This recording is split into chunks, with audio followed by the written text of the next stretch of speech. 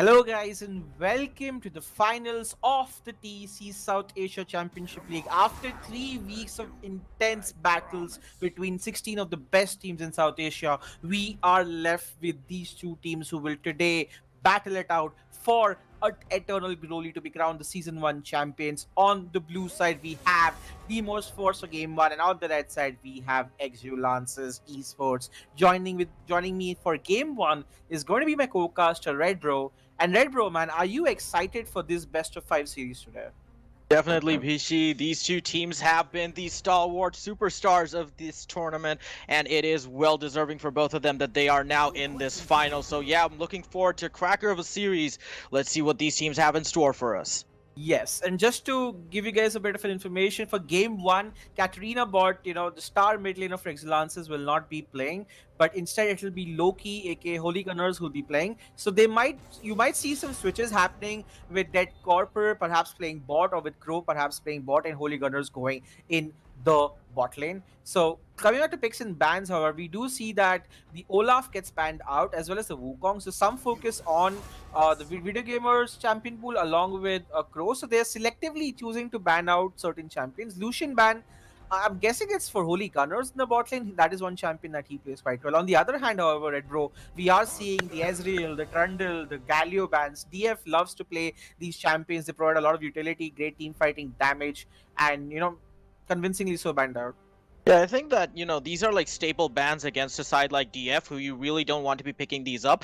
I've seen that Crixus has been a very dominant Ezreal in the last game in the semifinal, in the first semifinal, in the last tournament day. Like when he was just landing Q shots and dodging every single thing that they were throwing at him. So they really don't want to deal with that Ezreal right now. And Trundle, being a strong pick in the jungle right now, can just dish out loads of damage while chunking tanks down to whittle of their maximum magic resist or armor. So that is a champion you really do not want to face off against, especially when you want to pick up the Volibear, which is their first pick. The Volibear first pick is quite interesting. Now that could potentially be going top, or it could potentially be going in the jungle. So that's a bit of a flex pick coming out. And DF likes to do this, don't they, Red Bro? They always pick the J4 as well. And suddenly you'll see Rusty Panda playing J4 in the bot lane and then getting Forest the counter pick that he wants. In this game, however, they have picked the Volibear and instantly responded to by a Graves from Exulansis. Now Graves on Video Gamer is a great champ, and he has played a lot of this in the past. It is one of his main champs, and he had a great series yesterday on the Graves. So really great pickup for him. And for Holy Gunners, it is going to indeed be the Zaya pickup. I'm guessing that's more for protection, in case she gets ganked on. In DF's case, which probably will be the case, the fact that the Zaya's there should be able to make her not die so easily, as her ult will prevent that. On the other hand, Crixus has picked up that Ashe. Beautiful champ in the current meta. Really strong, and Crixus is really comfortable playing that. So everyone seems to be getting what they want so far, and I'm liking the draft so far. What do you think? Yeah, I think that the Zaya pickup does make sense because you do have Graves, who is not known as a counter ganking or a strong ganking jungler who can just peel for you, right? So it makes sense to pick up the Zaya, so you have that ultimate, so you have that escape, you have that sort of protection innately built into your kit. So yeah, I really like that pickup. And the Volibear Ashe combo that they usually run, DF is notorious for running this sort of a combo. So you have that Ashe initiate going on, and then you have Volibear with the follow-up initiate from way behind a wall or something, disabling your turret and then getting that smash in. But yeah, the Yasuo pickup for Termi, that is interesting, honestly. Even though we have seen him play in the last tournament day, he was not really a dominant force, but you really don't need to be dominant in the early to mid game with Yasuo. You can just scale up and buy those late game items, and you just need one knockup to be really effective in team fights. That's exactly the case right here. On the other hand, however, Red Bro, it looks like our boy Micro Ice has picked up his Morgana yet again, often called as India's national champ purely because, a lot of people love to play him, and the fact that he's pretty potent in the right hands. And, if there's one person in this tournament you can, definitely give the Morgana to, it's going to be Micro Ice, because yesterday he had a fantastic couple of games, or fantastic game or Morgana, and honestly, like, it was something of a treat to watch. He was landing bindings left, right, and center, and Crixus will have his work cut out for him in the bot lane. Meanwhile, as we continue with the bans, tanks getting banned across the board. The J4 is still getting banned because you know what, Forest can still pick it, the volley can still go top. You never know, anything would happen in this case. And on the other hand, the on gets banned out as well, which is again a very strong solo lane pick. So I'm assuming that Crow might be on an Orgot or something else here, because the other champs that he does play are the Malphites and the Orns and the Wukong, and all of it seems to have been banned out. It could potentially be a Crow going mid lane and Dead Corporal going top. So we don't know where everyone on Exulansis is going right now. And Or with it's a that Renekton. Renekton lockup, I cannot help but feel that has to be Dead Corporal going top, because that is one champion that he plays quite well. And Right. this could be his game to play. But I'm not sure if that's a great pickup blind, considering the fact that Volibear could still be going jungle here. So we'll have to wait and see, right, bro, as to what the next two picks are. And walk me through how you think DF will round off the composition. Exactly. I was gonna say that they might just pick up a Mordekaiser, and I Killed Van Gogh does pick his favorite champion up right now against Renekton. Might have been a risky pick against him, but yeah, I guess you could be safe in a stalemate versus 1v1 up in the top lane. But no surprises here coming from the bans. If you ban out Jarvan, you're essentially robbing Forest and Rusty Panda of two priority picks that they might want to use against you. So yeah, like DF is rounding it off with a knockup of their own, which is coming from the side of Braum. I'm still surprised that there's no knockup coming up from their top laner, which means that Yasuo will have to rotate more towards bot. But then again, Rusty Panda is known for his roaming, so I don't think his presence is going to be a problem throughout the entirety of the game. Yeah, and I just thought of one thing, since it is Yasuo playing mid lane, that could potentially just be a Renekton mid. I'm not sure what that Corporal will end up playing. Does he play the LeBlanc? This is a surprise to me. I've not seen him play that. Never mind. It is No. indeed going to be the Cassiopeia. And if there's one person you can count on to carry for Exulansis, and I mean like hardcore carry in terms of damage output, it is this guy, right? It's Catbot and Dead Corporal. They literally make the crux of this team. And now Catbot's not here, so it's up to Crow, it's up to Videgamer and Holy Gunners to bring on that damage. And also for Dead Corporal, who now has shifted from playing top lane to playing AD carry, and now to playing mid lane. So this guy is pretty much anywhere and everywhere at this point, and he is into a matchup against Termi in the mid lane. Should be very exciting. What do you think of the composition that Exulances have drafted? I think that they will look for very strong early game picks because they do have very good follow-up damage in the early to mid game. So skirmish is all about for both these teams so far. DF might want to be on the passive foot in the beginning of the game because they do need champions to scale up with items, but Exulances can just, get ready and just go, right? Their champions are strong right off the bat, and they're going to want to capitalize on it in the early game with those skirmishes, with those fights. But yeah, they have really strong laners as well. You have the Morgana, you have the Xayah, who can just basically bully people out of the lane. But you have that Braum who can protect the Ashe. Then you have Renekton who likes going aggressive. But there's a lot of gank setup for Graves in the top and bot, right? But you don't really have a lot of gank setup for him in the mid lane. So Dead Corporal is just going to want to farm against Termi's Yasuo, who we know that he likes going aggro with his Yasuo. So yeah, he's gonna have to play a really passive lane throughout the game before the laning phase ends. So yeah, it's gonna depend on all those factors. Yep, Volibear Jungle is going to be pretty fun for me to watch. Now, he can essentially be a tanky frontline that, honestly, I don't see Exulances pretty much killing that easily. Also, the fact that I feel in the top side, the Renekton versus Mordekaiser matchup slowly and steadily just, sinks into Mordekaiser's favor. It is Renekton favored, however, in the early game. And if Videogamer and Crowstorm can get the early game going, get the Renekton head, then yeah, they're set up for a great mid game. And in the late game, they have the Cassiopeia to carry for themselves. And Right. I think it's really execution focused at this point.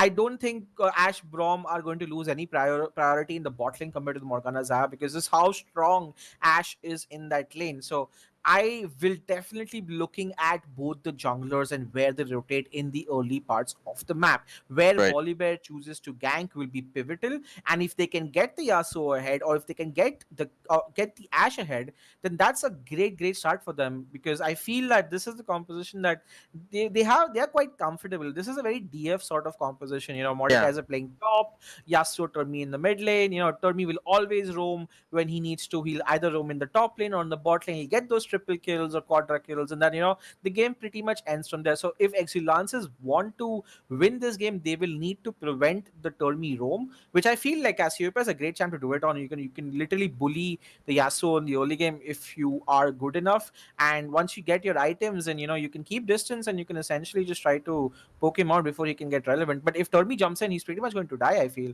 So he has Yeah. to be very careful in terms of how he does use his ult. But this is game one, right, Red Bro? So it's just like, okay, if you make an error in game one, it's completely fine. You have 4 more games you can potentially play. You can always come back. You can experiment with things. And I think with Exulances as well, a loss in game one would not affect them so much because it's a best of 5. What do you think?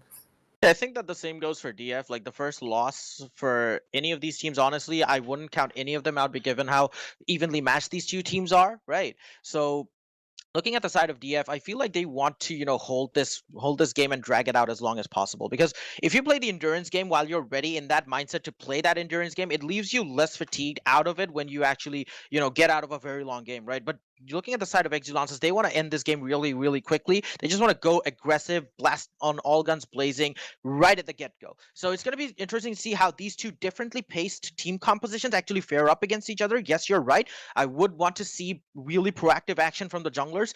Video Gamer and Forest are known as some of the best junglers in the community. So it's going to be interesting to see how they actually match up against each other, how they play that sort of Cold War game where they're trying to analyze each other's jungle paths and try to predict their ganking routes, right? So Volibear, Forrest is on that champion, so he's going to be looking for more proactive plays, while Graves was going to look for that counter gank or just power farm through levels so that he actually gains more XP or more, let's say, items in those certain team fights or certain skirmishes where he will reign supreme. But in the end of the day, you have to look at the gank ratio, right? You have to look at how many ganks each jungler is getting off successfully, because even if you get a gank and you get like 3 plates up a top lane, even if you get 3 camps off of that gank, even if you capitalize as a Graves, you get 3 camps off of that top lane gank by the Volibear, it's still not going to matter too much because you can get that first turret as that Volibear, right? So, Yep. yeah, we're going to be seeing an interesting jungle matchup. Yeah. The point that we said about how it's game one might not affect Exulances. I actually feel if DF lose game one, it's going to affect them a lot because they're playing. Exulances is playing without Katarina bot. If they lose to a team without their main carry playing along with that Corporal, that's got to be like yikers in my opinion. So it's really on DF. I feel they will be feeling some pressure to win this game because if they cannot beat this version of Exulances who is without their primary mid lane carry, then Right. it's not looking great for them moving on into the series. But having said that, Glacial Longment on the Morgana, I feel Micro Ice is ready in this game. He was probably like my MVP for the series yesterday. All the 3 games Yeah. had even the game that they lost against Exilance, against Elixir, I think he just had a fantastic series. And now he's matched up against another legendary support of the scene, right? Rusty Panda's no slouch himself. And one thing I always love when these two supports crack, now technically they're not on very playmaking champions, but I really love how they take their champions up to the absolute limits, up until the last tick of their death or the last tick of their auto or ignite. Like, I really like seeing these champions at their mechanical best, and I hope that even in this game, Red Bro, we are able to see that level of play come out, because this is the top caliber supports in the scene playing against each other, top Right. caliber mid lanes, top caliber jungle AD, everyone. Right? This is the best of the best in the finals right now, guys. We are having a very quick pause. But just to remind you guys are watching the finals of the TEC South Asia Championship League between Deimos Force and Exulansis. This is going to be best of 5 series, so make sure you get your popcorn, your Red Bulls, your Cokes, whatever. Just be ready to watch an exciting series. And I'm hoping that, bro, we don't see a 3-0, because it'll be fun to probably get like watch this turn into a 2 or 3, or a 3-2 or a 2-3 in any team's favor. Exactly. Like as casters, I think we would want to see a game 5 because it's going to make for a very interesting dynamic. And this sort of topsy turvy competition where the final game just decides the stalemate is just exhilarating to watch. And I feel like we might just go the distance with this one, given how equally matched these teams are. But yeah, I wouldn't discount Exulances at all. I wouldn't say that they're at full capacity, because you did mention that Catbot is not playing, but that Corporal, he's a really strong League of Legends player in that mid lane, right? So he has that good game sense, he has good mechanics, he can absolutely dominate the game with that Cassiopeia, the champion that he's playing right now. So yeah, I'm gonna have to see how DF actually counters this one against, let's say, a seemingly less powerful version of Exulansis, if you will. So Yep. yeah, Yeah, I would call this Exulansis like I am just at 75% of my power, right? So this is like the battle of the two gods right here, and one of them is like, hey, we have an arm missing. Let's see if we can beat them with one arm and two legs. And if they're able to do that, then our other protagonists are in trouble, and they need to like find a way to power up, right? So I'm really gonna enjoy seeing how this match pans out. But there is not gonna be any invade, right, bro? From the yeah. looks of it. Yeah, it looks like both these teams are just evenly spread out at their sides of the jungle, right? They're just overlooking the river, trying to figure out if the other team is going to make a push. So, very good stalemate coming out, but here comes DF.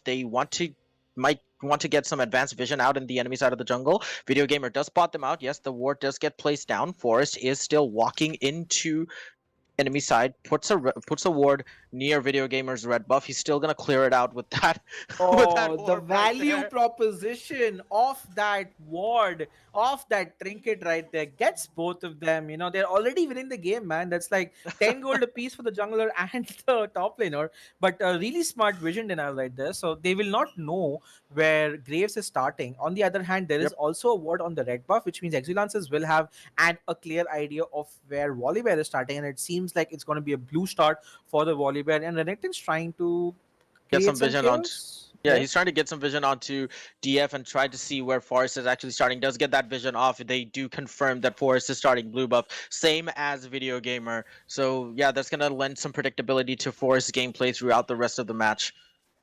Definitely. And it does not look like anyone's starts have been affected. Mordecai will also go back to his lane. Does he miss any CS in the early game? No, he does not. So no EXP loss right here. And you can pretty much imagine that Graves might have started bot side. The calls will be But there. here comes some aggression coming out from Micro Ice and Holy Gunners. So as that binding onto Rusty Panda takes a bit of damage, but here comes Crixus with that follow-up damage. Not much, but it is still something. But wow, early game aggression Yeah. already coming out from Yeah, them. Brom just being a melee champ against a Morgana Zaya, hitting auto attacks at level 1 is definitely going to hurt. But I think it is going to be a lane where Ashe and Brom will have priority. And the stacking mechanism with both of these glacial champions, I like to call them, is pretty pog right now. So Some we'll have to. TFT Yeah. nomenclature going on I'm right now. sorry, man. My love is with TFT right now, so I keep thinking of champions as glacial, but they are both from Freljord, so Yeah, there's a lore connection as well. But the right. game seems to just pretty much be even at this point, where both junglers just seem to be farming out their camps. Right, I feel like both these junglers want to get to that level 3 or level 4 position before they want to enact something on the map, as Crowstorm is going a bit too ham on that, takes a turret shot in defense, but doesn't really do anything for him as he's going to crash the wave against iKill Van Gogh's turret. Meanwhile, in the bot lane, it is pretty stalemate. We're going to see some sort of prio coming out from Holy Gunners and Micro Ice as their wave is pushing into them. So yeah, interesting to see how Ashe and Braum are actually on the D prio at this point. Exactly. And I feel like right now, if we never spoke about this fact, but if you look at the scaling advantage, I can't help but feel like DF are just chilling right now. Their Ash will scale up pretty well, so will their Yasuo, so will the Mordekaiser. Yeah, And on the the other hand, Volibear. yeah, and the Volibear. And the only real major scaling on the side of Exulansis is going to be that Cassiopeia. And yes, the Yep. Cassiopeia is pretty strong, but when you have multiple threats like that on the side of DF, I feel like they are the ones who would be looking for making the early game plays, right? Graves, early game jungler, very strong. So is Renekton in the early game as well. So they need to make something happen in the first 10 15 minutes. If they don't, and if they just allow Yasuo to get items, Mordekaiser to get items and outscale the Renekton, then it's not going to be easy for Exulances to come back into the game. Yeah, exactly. And if you as a Cassiopeia, you're gonna team fight, right? You're gonna have to watch out for that Braum ultimate, because if you get hit, you can be sure that Termi's gonna just ult at you and try to kill you as soon as he can. Because if you let a Cassiopeia live throughout a team fight, she's gonna deal out so much sustained damage that your entire team's gonna get melted. So yeah, I think they're gonna prioritize that Cassiopeia whenever she is present in any of the fights. So Dead Corporal has to play way more cautiously than he has to with any other champion. Exactly. And we can see already, all the champs just seem to be fine. There's no CS deficits at all in any of these lanes. Pretty much everyone's Mid farming a lane. bit. Mid lane definitely has one, but I mean, I don't want to be mad at my boy Tommy, but like a minus 10 CS is pretty much expected whenever he plays. But he is into a matchup where it's difficult for him, and he should be able to catch back up. Having said that, yeah, he will be around 6 CS behind when all is Right. said and done. But look at this, Turmi is freezing, guys. This is something we don't see very often. Turmi is trying to freeze lane and get CS. He's learning, he's improving, he's evolving at this point. But yeah, it's pretty much chill scenes at this point, and not a big deal so far. Yeah. Yeah, pretty standard starts coming out from both these teams. They're very cautious. They're trying to read each other. They're trying to make the best possible play that is, on the table right now, because they really don't want to make a mistake in the early game, because at this point, if you make a mistake against any of these teams, it's going to spell disaster for you, because they're so good at capitalizing on those small opportunities, right? But as we do see, Micro Eyes might get caught out by Drusty Panda and Crixus a little bit of an aggression coming out from the side of Yeah. DF, but nothing doing. Micro Ice playing Morgana, who is a really strong disengage champion, can just whiff away those aggression moves and just, walk away normally. Yeah, and I already like how Panda is doing a great job avoiding the Qs already. I don't think I've seen a single Q land so far, which means Rusty Panda is definitely knowing how to play against and being a support veteran himself, who's literally played support his entire life. He definitely knows how to play against the Morgana here. And I don't think anything is going to happen in the bot lane, right, bro? Because unless you have a Volibear ganking or a Cassiopeia roaming or a Yasuo roaming, this bot lane is pretty much going to be even Stevens, where all the champions going to like look to farm out and not do much. But this could be a potential zone out. Never mind. Then just a very slow start into what was considered to be a very exciting finals. I guess this is also a testament of how the players just want to play safe. Right? It's Yeah, game one. No need to antics, but you can see but something here coming comes out some here. sort of aggression coming out from Video Gamer. Does chunk out Forest to half HP, but he's just gonna, deal that damage, impose his presence, and just get that vision control, right? And that is really good coming out from his side, because he's gonna probably want to start that dragon. No, they know that Forest is there. They're just gonna pull it back to hint that they're starting dragon, to just pull in Termi so that Cassiopeia can have an easier time farming in that turret while he is pushed Oh, up. this is a little bit problematic situation. Never mind. Then Morgana is there roaming in the jungle. The priority for the dragon, for the pink wards is insane at this point. Everyone wants a piece of that control, what it looks like. And now, Holy Gunners is in the bot lane, just simply farming up, and the wave is pushing towards them. So they are in a good spot right now. Ash has not yet backed. Neither have both the AD carries. They're sitting on like 1700 gold apiece. And I'm Yeah. guessing this is going to be like the final push that Kixis and Rushy Panda will do before they can just go ahead and get their BF swords and whatnot. Yeah, definitely. And it is high time that they get their items and get a fight going, right? Because it has been stalemate for way too long. It is already 7 minutes and 40 seconds. Yeah, in the And we top do side, see an initiative coming out from the jungler Video Gamer. He takes the first dragon right from under the nose of Forest. And there is a bit of an aggression coming out in the top lane. But both these champions, both these players, they respect each other so much that they do not want to fight out an extended duel. So it's just, use their spells, they just get out of the fight really quickly. That has been the case throughout the past 8 minutes. yep, and Video Gamer yet again, they get the priority in the jungle. He farms up a storm, honestly. He is a level head, half a level head rather already off the volley bed, and he gets himself the dragon. So Exulansis, using their early game, bit of an advantage in the mid and the top side, just to get some prio. And I think bot lane also was just stalemate of sorts, so they were able to sneak in that dragon, and that's what they're known to do, right? They have insane dragon percentage, covering. If you ever look at those games, it's generally them who always get soul. It's generally them who always are in the lead for dragons. And that Corporal is also having a great time in this mid lane. He's not getting too affected by the Yasuo. And Termi also is like staying around 10 CS deficit, which is great for him. But you could see something crazy happen. 3 people, the bomb has roamed up, and Video Gamer has his flash up. Let's see what happens here. Take it This away, might Ted, bro. this might be the first blood coming out from the side of DF. They're waiting patiently in that bush beside Red Buff, and Video Gamer has no idea. He pops that orb. He senses something. That Spider says it's Sigly. Oh no, for it, that was way too early. That flash and the Q was mistimed. They're gonna get that red buff for it, but I'm not really sure if that flash was worth it. Forrest was just itching to get at Video Gamer and just really whiffed that hard. Yeah, that was a complete whiff. There's no two ways around it. Forrest just completely misplayed that badly at this point, and that not just leads to them. Yeah, they take the red buff, but he loses his own flash in the process. Top lane loses some level of CS. Thankfully, he'll be able to catch back up. But that I just feel could have been played so much better, considering how much time Brom spent in the top lane for that, and he will end up losing some EXP as well because now Micro Ice is level 6 and Rusty Panda is level 5. Yeah, exactly. That you really don't need to, whiff that so much. Even after you waited that long, you can wait a few more seconds, right? Since you've already spent like a minute, 10 seconds extra is nothing. But wasting your flash for something that is as trivial as a red buff at this point of the game, I don't think that's worth it, honestly. And he's going to fall behind in CS as well. Graves already 9 CS behind. That's like 3 camps or 2 camps. But here comes Crix. There's a bit of an aggression coming out from Micro Ice. He does get taken out of 30% HP. Here comes Rusty Panda with that support. Rolly Gunner's forced to pop that ultimate. Not going to find anyone with that follow-up feather pull. And Micro Ice and Holy Gunner still hanging on, still going strong.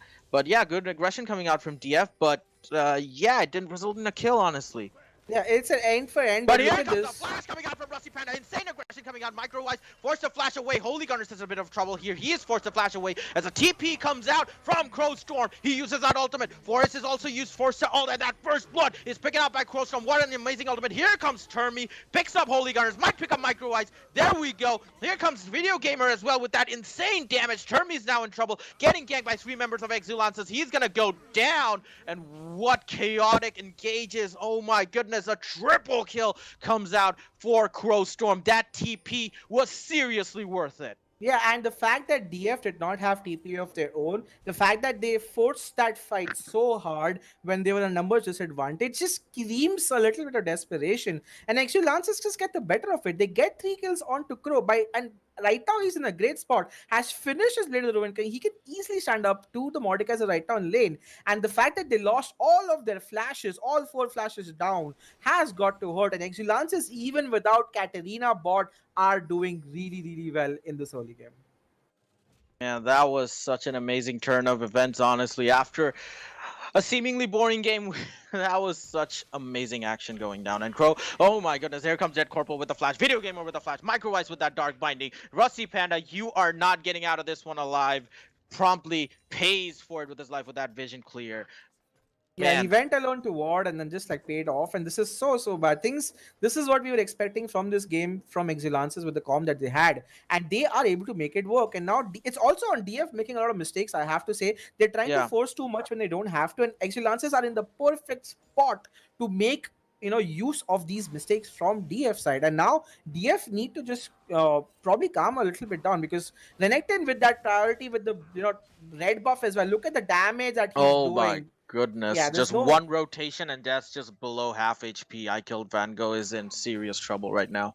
Yeah, I feel like if Graves comes, they can pretty much look to burst him down, but he also realizes that in himself, promptly backs off. But again, great teamwork. Crow was on point there. Crow had his teleport up. Crow used his teleport. Crow got 3 kills. So at this point, like I killed Van Gogh, did not do what he should have done. He should have waited for his teleport, or his team should have not gone in without the teleport in hand.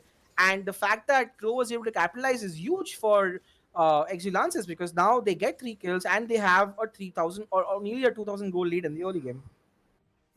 Yeah, and now Crowstorm is also like chunking down that top lane turret. He already got 2 plates and he's just, proxying this wave. That's going to end up pushing in favor for him even more. But as we do see that DF are going to start out this dragon, they're going to get sandwiched by 2 members of Exulansis. This might be another bloodbath coming out. But no, Exulansis see that the fight is really not worth it as Dragon is picked up and they just promptly go back. But Crowstorm, he's not done yet. He wants to go aggro. Oh, he made a mistake right there though, trying to catch him under tower.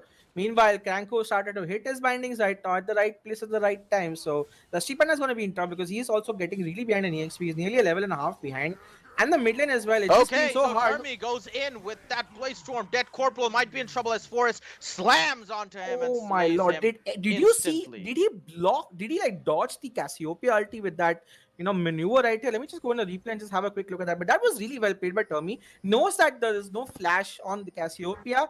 And he does dodge the ultimate from Cassiopeia by just looking back. So really well played. His Yasuo mechanics are on point, and they will be able to get the Herald as well.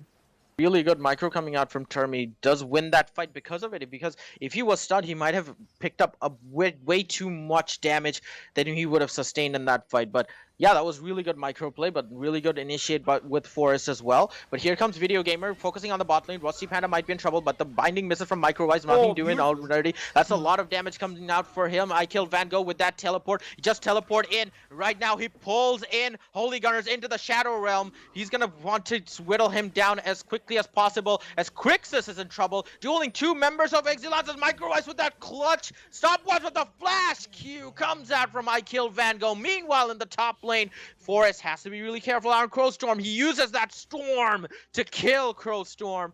Volibear picks up 2 kills now so far in the game. But Vichy action all around in this game. Oh my Crazy. Like goodness. Crow literally suicided for the first tower. He's like, I don't care if I die anymore, but he ends up giving a big fat shutdown over to the volleyball. I mean, the bot side, the teleport was finally used by Mordekaiser, who made great use of it. Gets himself a kill onto Holy Gunners on that Zaya, and Ash tried to do whatever she could to buy time, and Mordekaiser was able to get a kill back for himself. So that's really great praise. And finally, you see DF are making some plays that work out for them, but still, Exulansis still seem like they are in a bit of a driver's seat right now because of how strong the Graves is. Look at this. 402 already has his QSS, is in a great spot, but Bottom could be in trouble, Red Bro. Right, as we do see Rusty Panda using that Q. Dead Corporal ults 2 members of DF as he is still in trouble. Rusty Panda forced to back away because the damage is so much. But here comes Crixus and Termi follow up. And Crixus picks up a kill in the bot lane. That is honestly really good news for him as Exulansis are pushing down this mid lane now. Yep, they are looking to get the mid lane tower, but the fact that it's still healthy might not mean that they can get it. Note that Volibear did pick up the Lift Herald, so they still have to use that. And now Crixus is the one getting solo XP in the bot lane and farming. He picks up that kill on the Cassiopeia as well, which is really good for him because now he's able to get back in the game because he was behind. And there's a small disconnect coming right here from Rusty Panda. But man, this game is back and forth and quite close for the first 16 minutes of the game. Right, and the first 8 minutes of the game was a bit, stale, but these two teams have picked it up, and the next 8 minutes were just out of this world. Both fights, both these teams going out in these slogfests where you really don't see a winner because there are so many small micro calculations going out in these team fights. You saw with Termi with that, like that flip 180 to dodge this Cassiopeia ultimate. These small things just matter so much in these team fights, and if you go back and just slow them down, you're going to see these players doing things that you might have not noticed in the first place. So it's really difficult to call, honestly.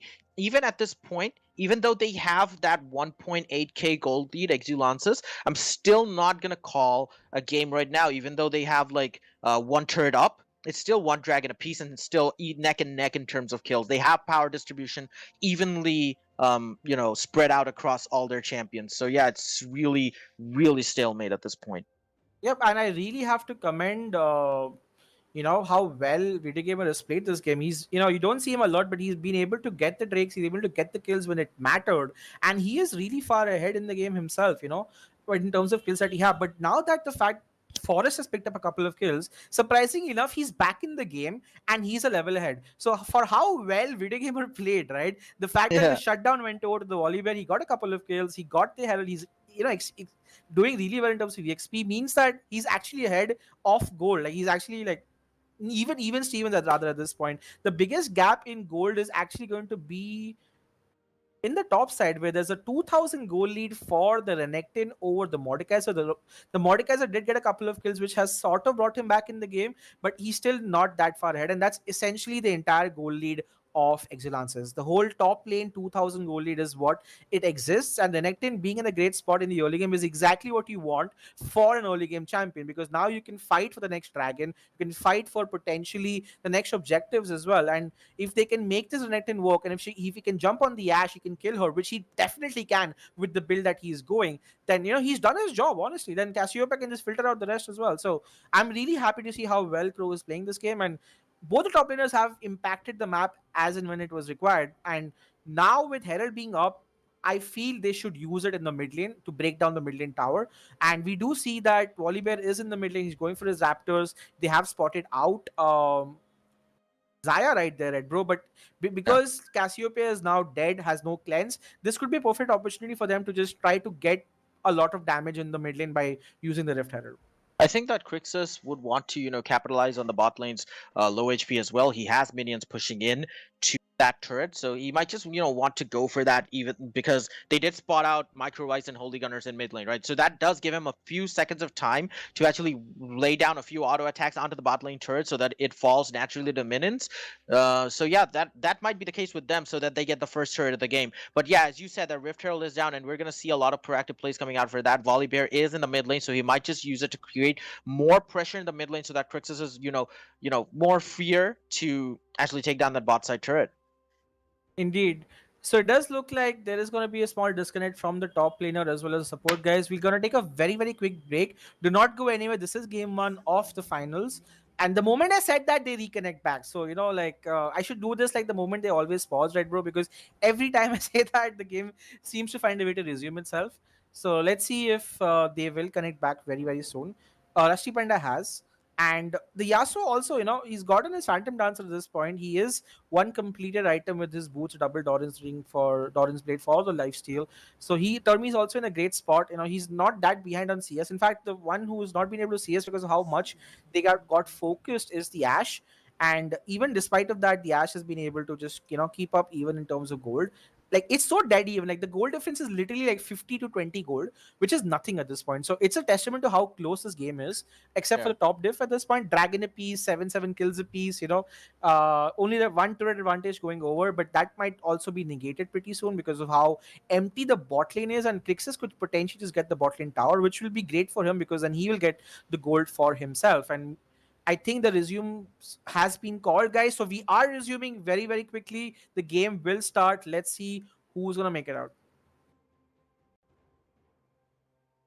All right, so right now we are going back into the game. Let's see what happens of that round of analysis that we just did for the past 5 minutes. Are they going to go for that bot lane turret? Yes, they are. Crixus is wanting to go for that, as Rusty Panda is covering for him. Forest is slowly making his way down in the bot side. Might just have wanted to use that Rift Herald in the mid lane, though, to create some sort of pressure, but they do end up not getting that turret. So not really sure what that macro play was about it. Here comes Crowstorm, uses that Blade of the Ruin King onto Termi, who's forced to flash away from that impending alligator. Yeah, that could have been death for him if the W did eventually land. Look at this. Forest trying to do something and then Micro Ice on point with his Qs and he will Just get the sit tower. down, son. Let me get this ward. Yeah. At this, he's looking on form again. Twin Shadows as well. Got himself a lot of skills right there. And I think Volibear needs to use his RL fast because it is expiring. And I'm not sure for how long he intends to, keep it on. I think he did want to use it in the mid lane, but pending this new surmounting of pressure by Exulansis in the mid lane, you do have Microwise, you have Video Gamer hovering around that mid lane, now rotating down to the bot lane. So he might have thought that this is not the best place to use it. So that's why he just went bot. But, three members of Exulansis, they've just rotated down to bot lane, and this might be another fight coming out. As Rusty Panda wants to secure that vision, still should not go in, as Micro Ice is there with that threat of the Dark Binding. Yeah, and at this point, I killed Van Gogh.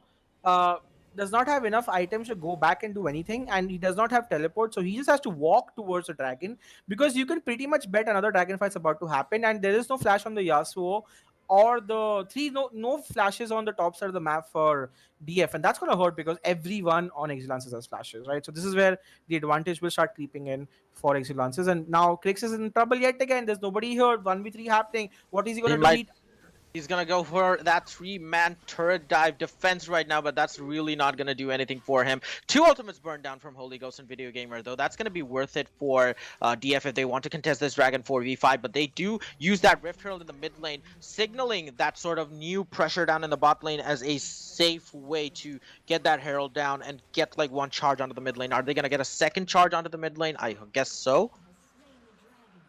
Yeah, they will look to do that, get some more damage, and they will back off. So after Crixus died, this was the only play they could have made. Get the tower, use a herald, they get the mid tower, which is not bad of a turn. And this is just a second dragon for Exulances, so it's not as if the world is lost for them at Yeah. this point. So they should be okay. But Crixus dying yet again is problematic for him, and he just builds instantly a Quicksilver Sash for himself, which is going to be important for him because Morgana Qs or the Cassiopeia ultimate seem to be doing a lot of damage. So it seems to be really catching him on guard, and it's going to be problematic for him at this point. Yeah, I guess that, when you're up against a Morgana, you have that long range initiate, and even if it's a very slow moving projectile, it somehow starts to, magnetate towards you, and then it hits you, right? So, yeah, if you're up against a Morgana like Micro Ice, a Quicksilver Sash does make sense, and it's never a bad Yeah, investment. it's As a weird fight happening in the red side of the Wait, jungle. Forrest catches out Video Gamer. He was unaware that Forrest was there, but here comes Dead Corporal. Oh my god, just obliterates Forrest.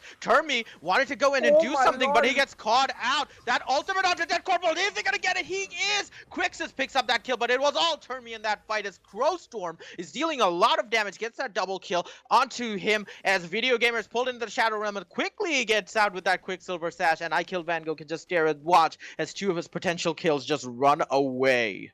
Man, that was so well played by Termi right there. He did what he could, but yet again, Exulansis, catbot or no catbot, this team is so much in sync with each other. Like Hooliganus is out pushing top lane, but Crow, Video Gamer, and Dead Corporal being in the right place at the right time. The Renekton is absolutely monstrous at this point as he's able to just tank three other people, and Cassiopeia damage was also crazy. They get themselves a 2-for-1 at the end of the day, and that's really good for them as well. And now 406, Video Gamer with the QSS is able to thwart any sort of ultimates from the Mordekaiser as well. Also helps against the Ashe. If the Ashe arrow hits you, you can just QSS out of it. So Exulances are looking very, very good in the early game. In the mid game, 5,000 goal lead for themselves. And now DF really are struggling against what I consider Exulances not even at their strongest potential. So this is not looking good right now for DF.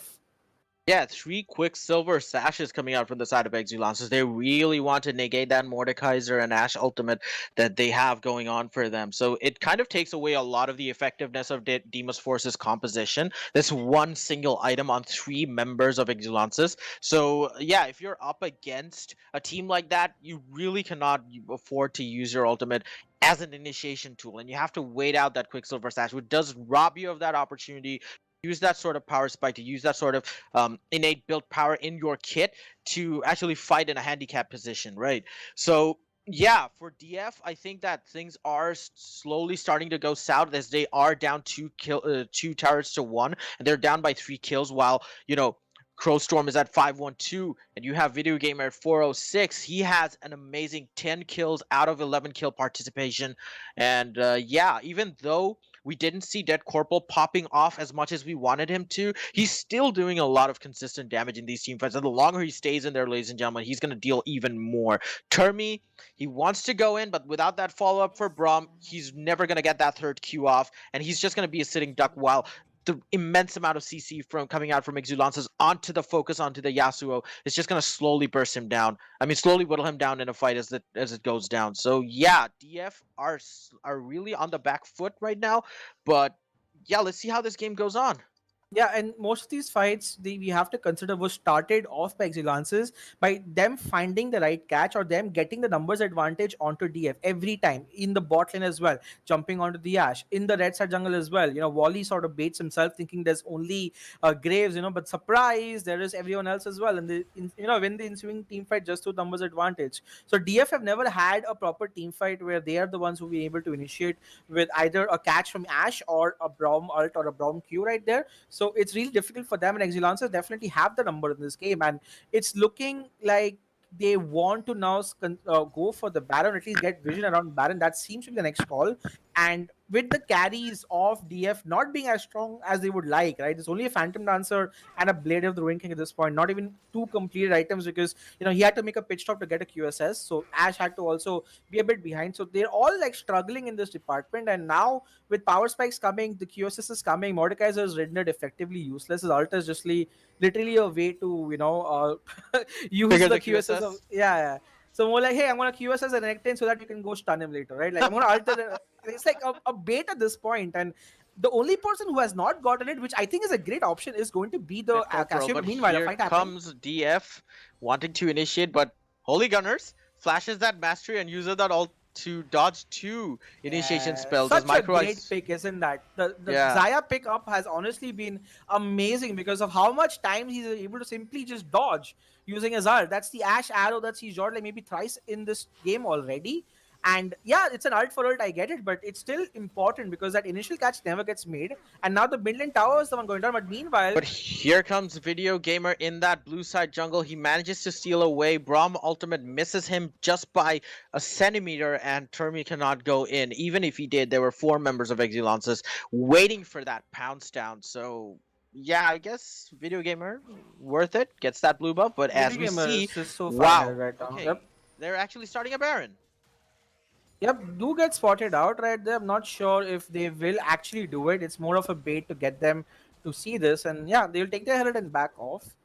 But they they are at the point where they can do Baron, because just Cassiopeia damage, Renekton is bottling, keeping the Mordekaiser busy, right? So they can have the potential Oh, to do it. Forrest and Van Gogh might want to collapse on A bit Crowstorm, too but late that on was that. still whiffed again. That blast cone, I'm not sure if that should have been used. But here comes Termi, more aggression coming out from Dead Corporal. He's having none of it. Turns him into a stone statue and just poisons him to smithereens. Termi, that was not a good aggressive move, Yeah, honestly. that was just honestly not great at all. And Cadet Corporal played that perfectly, puts down his miasma so that he cannot ulti. He does not even get the knockup. And Termi did not even use his exhaust in this team fight, which makes me wonder what was he thinking in the first place. And now this means yet another free drag. And when you take these sort of fights just before an objective, you better make sure you win them. And Termi made a fatal mistake right there in trying to fight a Cassiopeia and not just playing it the way he wanted to. And now Exulansis are definitely looking great. Like that's a 6,000 goal lead coming off for them, and this could potentially be a game one going over to them just because of how strong they're looking, especially the top and jungle right now. Yeah, and they have been playing most of their cards right, honestly, from that 8-minute point onwards, even though it was quite evenly matched up till the 16-minute mark. But Deimos Force, I feel like they have made a whiff of a lot of the proactive plays that they wanted to, enact around the map. And Exulances have been stellar in replying to those mistakes with, kills of their own and just, dominations of their own throughout the rest of the map. So yeah, they do look poised to comfortably take game one, but as we've already said so far, the match is still, the skill ceiling is evenly matched between these players. But I still don't think DF have it in them to come back convincingly in this game, unless Exulances make a very, very fatal mistake somewhere. And Exulances just haven't been making any, honestly. Like Yeah, exactly. they know how to play, and honestly it's more the fact that individual misplays from DF, it has been the bane of their entire series so far. Like the whole game, it's mostly DF's mistakes that Exulances capitalizes on their own, right? Trying to 1v1, trying to get caught out, trying to initiate a fight and losing everything in the process. Oh, the ult does get Ooh, that ulti does land on Microwise, but his spell shield does dodge him out. Here comes that Volibear ultimate. A lot of utility being used on Microwise. Are you sure you want to be using that as a teleport comes down from Clo? Here comes an ultimate from Termi, but that ultimate follow-up from Holy Gunners, it might not be enough to save him. Forrest goes in with that kill. Here comes Video Gamer, but that is still not going to be enough. Volibear gets that shut down, 700 gold, as Dead Corporal is whittling him down. Termi wants to do a follow-up, but no, that's not going to happen. And that teleport cancel for Crowstorm by I Killed Van Gogh might have just clutched the fight for DF in this one. Yeah, and you're just talking about how they don't make any mistakes and just caster curse happens, and Krango gets caught out right there, and they get another kill onto the Holy Gunners as well, who blows both of his summoners. Cassiopeia gets a kill back onto the Volibear, but this is good for DF because it allows them to at least stabilize this deficit that they are losing every minute. So a couple of kills going on to Volibear as well really helps them out. And yeah, the teleport disadvantage will be pivotal at this point because I Kill Vango just altered the Renekton at this point, and Renekton is like, oh, I can't teleport anymore, and that really just helped them out because with the Renekton join the team fight, I do not think they would have won this. So really clutch plays coming out from DF right there, which gives them some bit of breathing room. Make no mistake, they're still pretty far ahead. Look at this, that Yeah. Corporal could be in trouble. Never mind. Nope, I don't think he will be in too much trouble because Dead Corporal had Microwise and Holy Gunners coming in for backup. But yeah, that fight, Forrest did make good use of that champion right there with that rampant aggression that he's been displaying throughout the rest of the game. He hasn't been effective as much as he was in this fight. And that was just, because of the fact that Microwise did, get his spell shield knocked out of his knocked out of his champion spell pool because of that Ash Arrow, which deals magic damage and just, shattered it, allowing Volibear to stun him and allowing that follow-up damage to come in and just blast Micro Ice to smithereens. But yeah, that was a really good fight. But that teleport would have been crucial for Crowstorm if he did come back into that fight. But really clutch play coming out from I Killed Van Gogh to stop it. But I still don't think it's enough for them to come back into this game fully. Yeah, and I'm looking at Volibear's itemization. Is going for the Thorn Mail next, which sort of makes sense into some of these teams. But the main damage source apart from the Renekton has to be that Cassiopeia, and the only MR that Wally has is the Mock Thread. So I actually am worried for him in the next team fight, because look at Cassiopeia, 3 completed items. The Leandries is on her as well. So Wally is gonna like melt faster than anything else in this world at this point if he just get caught out by the Cassiopeia. So he'll have to be really careful in his team fights. Meanwhile, though, a big power spike for Tommy is also there. His Infinity Edge is completed. He is going for his Death Stance as well. A couple of items also coming in for the Ash. And for some reason, Loki is not yet at his second item, though I think once he goes back, he does complete it. So yeah, 2 items apiece for the AD carries as well. So the goal lead really is the top diff at this point. 3,000, 2.5 to 3,000 goal lead coming in favor of Renekton at this point. And the build that he's gone with, he's going for a Shellac's Cage Net, so he's going to be deceptively tanky with the HP that he gets and the life steal that he can get from his Q. And you cannot just simply burst this guy down. So he will buy enough time. And who Mordekaiser chooses to ultimate, probably the Cassiopeia if I were him, because that's their best way of winning. I think DF wins the 4v4 without Cass in the picture, and then Mordekaiser can buy enough time maybe in the Spirit Realm, but I feel like he might just die in the Spirit Realm if Cassiopeia is there with him. So it's very difficult for the Mordekaiser at this point to do anything, and I don't know what he's building next with that Blasting Wand. I'm curious actually, what is he building with that Blasting Wand? I have to wait and see what happens. We see another quick pause coming in. It's this time it's Dead Corporal who disconnected. Hopefully not for long. And the next dragon is coming up, guys. Red Bro, this could potentially be the fight that can make it or break it for Exulansis. If they win the fight, they pretty much 100% win the game. But if they lose a team fight, then DF then might have found a way to start coming back in the game. Definitely, and I feel like the entirety of this match has been settled around those dragon fights and those proactive initiates from DF, which haven't really ended in their favor. So yeah, it's going to be interesting to see how that 4th dragon fight actually goes down. Yeah, if they get sold, then it's just going to be so hard for them to do anything at this point. So I'm actually... Yeah, and you have a Ocean Drake Soul. It is gonna allow Crowstorm to stay alive in those fights even more, because he didn't really build tanky, right? So he's gonna rely on that Sterex Gauge and his ultimate to keep himself safe. So even if he does get caught out with a lot of burst damage from the side of DF, it's still not going to be enough to kill him off. Definitely. All right, guys, we're going to take a very quick break. Do not go anywhere. We will be back once the game resumes. You guys are watching the finals of the South Asia Championship League powered by LG UltraGear, and we will see you in just a few minutes. Numerous forces aimed at the Earth.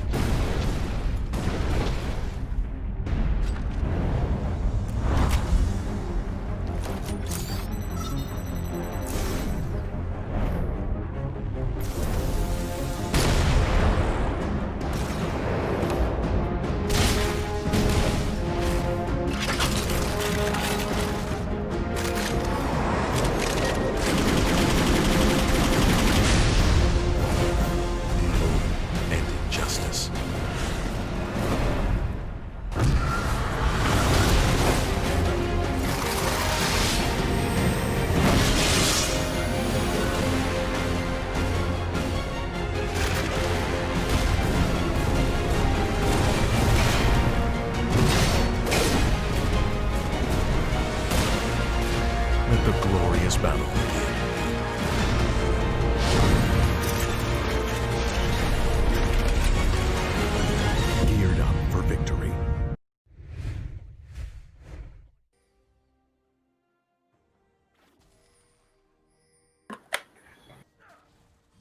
Hello guys, we are back again. The game has resumed right here, and the fight will be for the Soul Dragon for Exulansis and for DF to somehow kind find a way inside. They're able to get the knockout onto Cassiopeia, but Cassiopeia could be in trouble. This is the catch that DF could be looking for. That's a lot of damage. Volleyball ults out here. It's a 1-for-1, but look at this Crows in the back, and he's doing a lot of damage. This team fight is not being won by DF. Yes, they get one of the primary carries, but what happens when you lose everything else? Crow was untouched, Graves was untouched, and DF put their everything to kill DC, almost like he was baiting them to kill them at this point. And now they will walk away with Soul Dragon for themselves. A brilliant performance on game one by Exulansis Esports. Wow, that was such an amazing fight, but oh my goodness, there were so many whiffs and mistakes coming out from DF. That fight could have been so much better, honestly. But yeah, but Exulances get their just desserts. They capitalize on the mistakes, they get ahead, and they're just gonna push down this mid turret with that Soul Dragon. This is pretty much over at this point for them. With Soul Drake, I don't see how DF's gonna win this. Unless, of course, like Termi is able to find another catch, but with how fed the Renekton is, meanwhile we see another fight happening. Okay, so another fight goes down. There is chaos erupting in this mid side of the jungle. Video Gamer is really low, as Forest is also really low. DF picks up one kill, but they might just get followed up on another. Here comes Dead Corporal and Big Gunner. There goes the Braum. Down goes the Volley Bear. Oh no, down goes the Renekton. Okay, so they do escape with a sliver of their HP. Microbus is still in pursuit. Lands a clutch dark binding. That's gonna mean curtains for Forest. He gets taken down. Absolutely dominating performance coming out from Exulansis. Did whiff the first phase of that fight, but they do have that strong follow-up because their carries were still alive and that they still had a lot of damage in their repertoire, and that just goes to show how good they are in terms of engaging these team fights. When they're even losing, they can still find a way to come back. Yeah, and this is going to be them losing at least both their outer turrets, if not the inhibitor themselves. And Yasuo is going to die. Oh my solo. goodness, Termi is being dove by Dead Corporal. Meanwhile, in the bot lane, Rusty Panda and Crixus have managed to get a counterattack of their own. Gets two members down, but here comes Termi. Oh my goodness, he gets that kill onto Dead Corporal. We wrote him off, ladies and gentlemen, but he just proves the haters wrong and gets Dead Corporal out of there. This might be Baron for DF and a possible comeback. You know what? When he just got stuck in the miasma, I just moved my screen bot to see what was happening. I was like, Termi's dead right here. And then Ash gets a great kill onto Zaya and Morgana as well. And I'm like, Termi's still not dead. And I rotate back again to my camera. And holy crap, Termi's like outplaying the hell out of that team fight. And yet again, when all looked like it was lost, DF found a way to win team fights through great performances from their mid and jungle synergy. And now they just got the Baron, yeah. And this is why you do not write off a team like Deimos Force, ladies and gentlemen. Even when they're down and out, even when they're knocked out, they had the breath taken away from them. They find a way to claw themselves back with that counterattack at bot lane and some clutch play from Termi on that Yasuo. They somehow managed to secure the Baron, and this game doesn't look as one-sided anymore. Crixus walked away with 2,800 gold. He finished like an entire item, and he's back again. So he is officially extremely crazy. If you leave Crixus unchecked in team fights, he's going to output an insane amount of damage. Death stance completed for Yasuo at this point as well, right? So it's suddenly like, yeah, they are back in the game. 5v5s, yes, Cloud Soul is huge at this point, and extended team fights might go in favor of Exulansis. But in that one moment, if team fights happen, then you could still see DF making a great comeback, Red Bro. We are in for a cracking game one of this best of 5 finals. As a stalemate goes down in the bot side, Exulansis really want to capitalize on that open inhibitor, but seeing as how Deimos Force are more menacing than they were like 5 minutes ago, they decide not to overextend and just promptly come back as DF are clearing this wave and they want to get that low HP bottom lane turret. They realize that this is one part of the wound that they can just exploit and try to make it a gaping wound.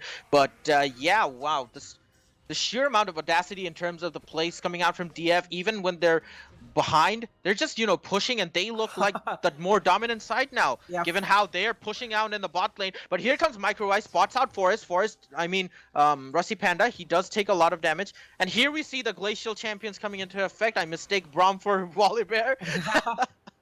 Yeah, this glacial But come from DF definitely working out right there. They finally get the outer turret. Note that this is like the one outer turret is still remaining. This Baron did not net much for them except for some breathing room, honestly, I have to say. But the goal lead is now within, grasp again. It's not 5,000, 8,000 anymore. It's like 3,500 of sorts. And Baron is still up for them. So yeah, they can still make another push happen. But honestly, they can't really get a lot. There's a big wave top that Mordekaiser will catch. And yes, the item of choice is Morello Nomicon, which is going to be useful against the Renekton and even perhaps against the Cassiopeia with Conqueror, who is going to heal a lot. So really important item. Note that Elder Dragon is up, Red Bro. In 1 minute, this dragon will definitely decide the team fight for them. And with flashes not being up for the mid laners of both the teams, right? It's going to be very important to see what happens. Flash is not up for all the carries. Even Ashe and Xayah do not have flash for the next team fight. And Ikil Vango is going to try to get the top lane tower, try to see if he can finish off his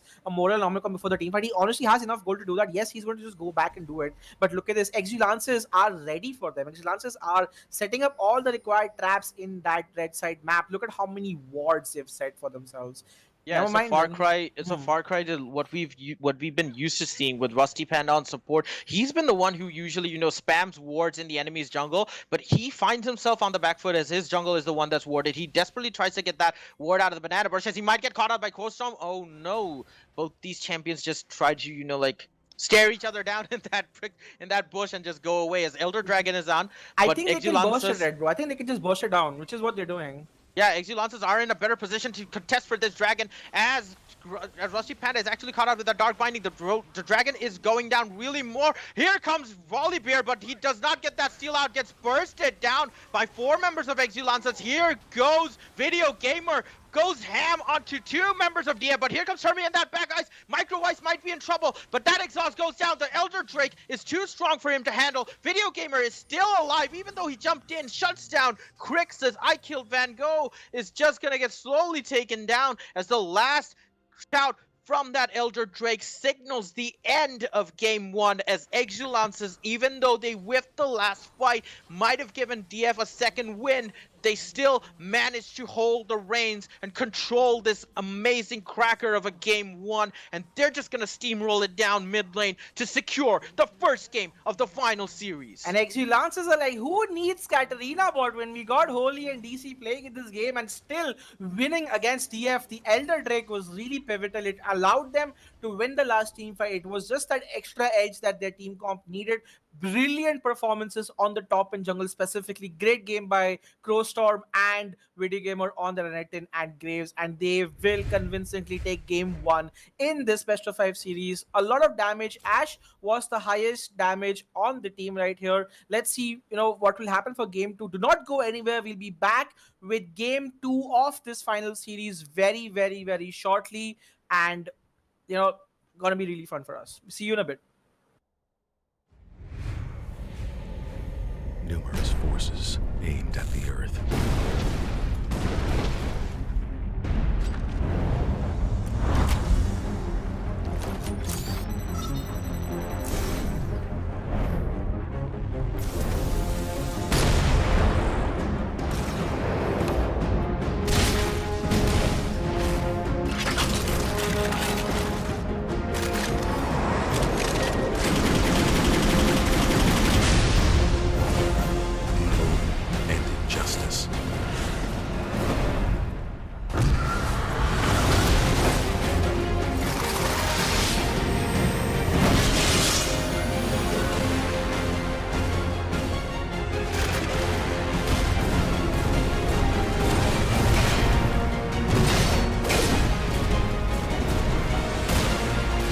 Let the glorious battle begin.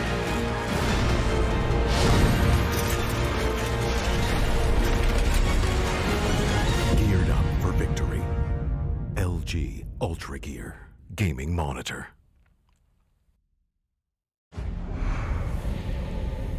Numerous forces aimed at the Earth.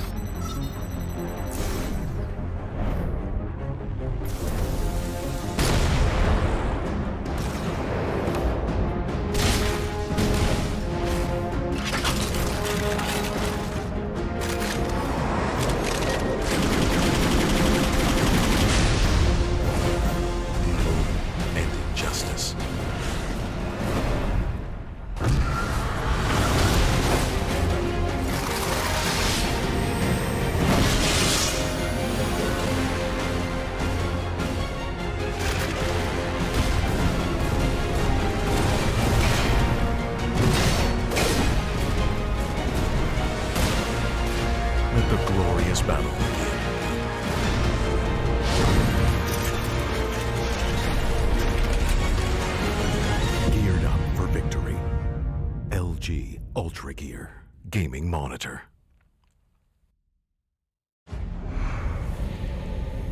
Numerous forces aimed at the Earth.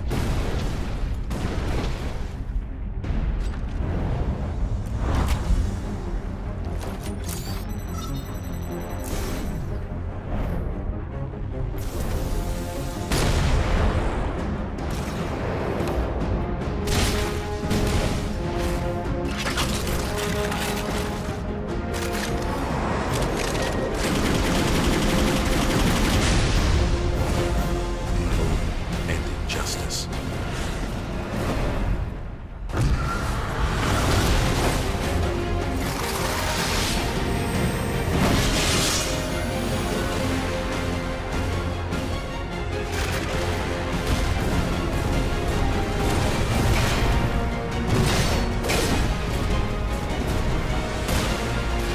Let the glorious battle begin.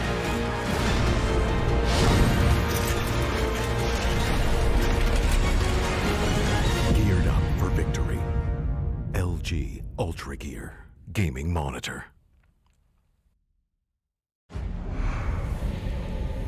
Numerous forces aimed at the Earth.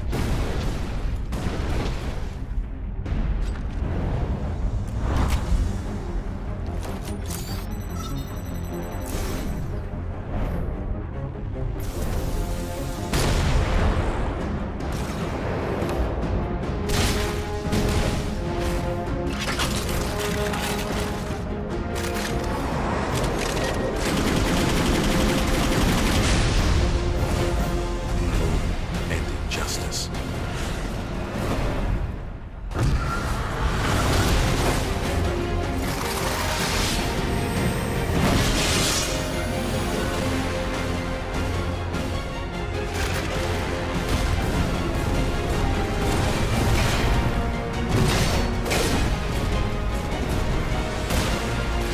Let the glorious battle begin.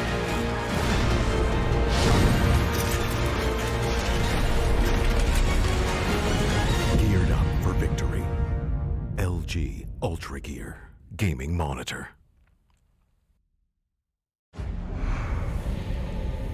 Numerous forces aimed at the Earth.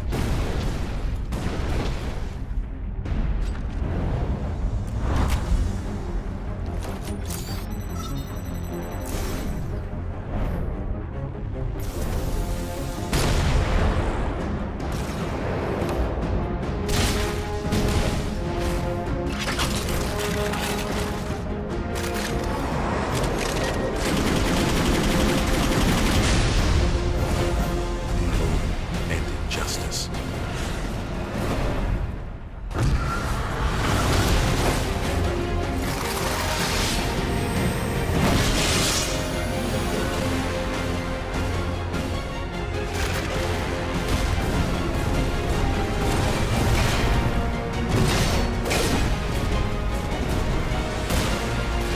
Let the glorious battle begin.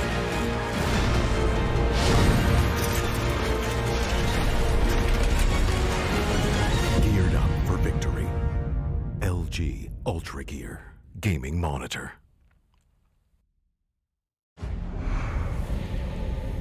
Numerous forces aimed at the Earth.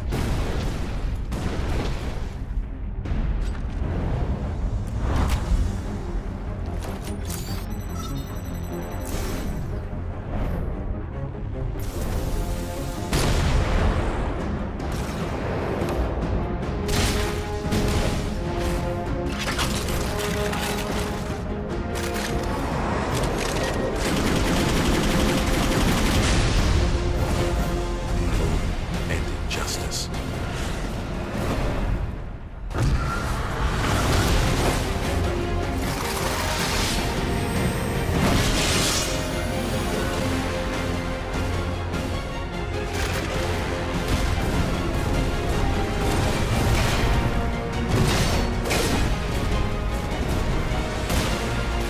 Let the glorious battle begin.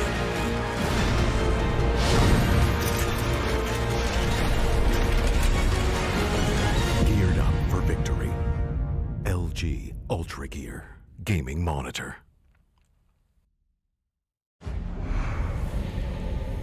Numerous forces aimed at the Earth.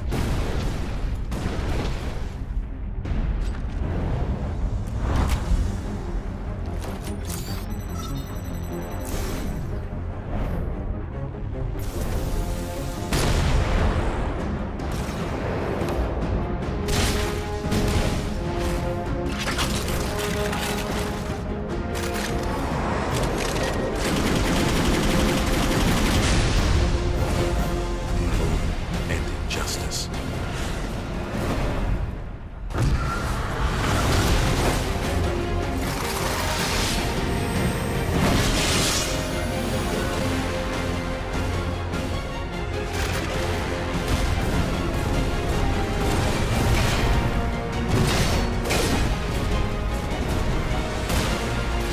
Let the glorious battle begin.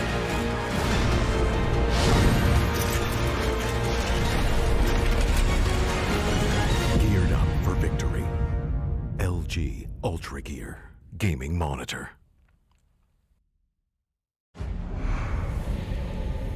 Numerous forces aimed at the Earth.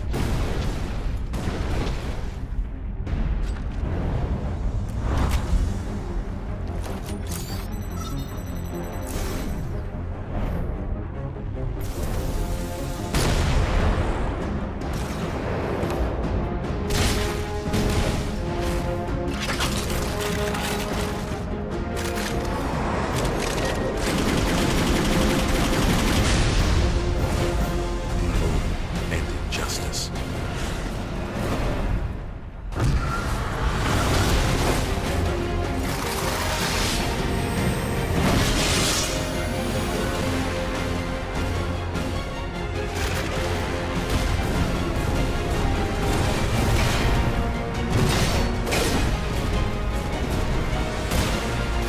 Let the glorious battle begin.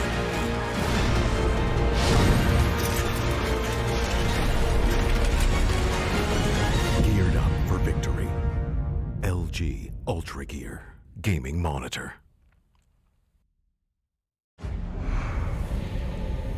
Numerous forces aimed at the Earth.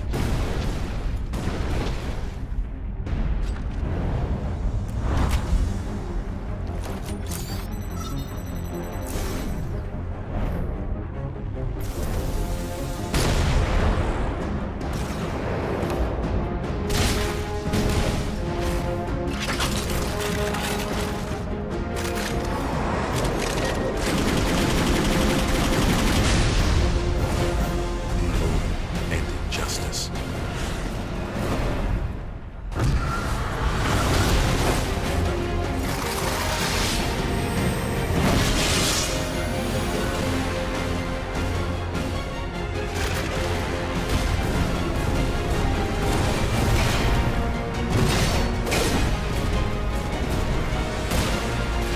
Let the glorious battle begin.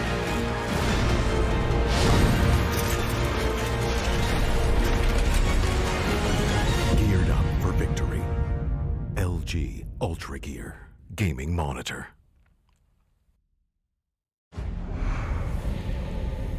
Numerous forces aimed at the Earth.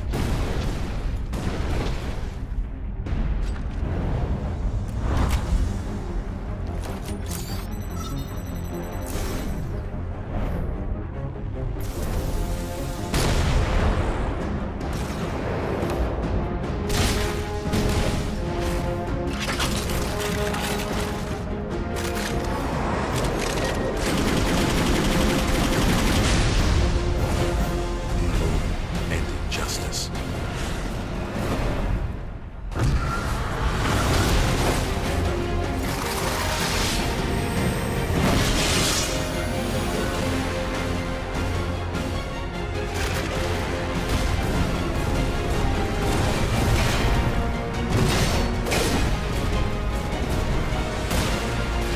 Let the glorious battle begin.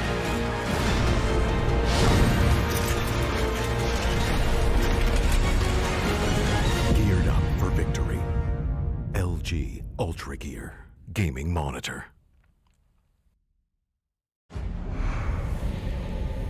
Numerous forces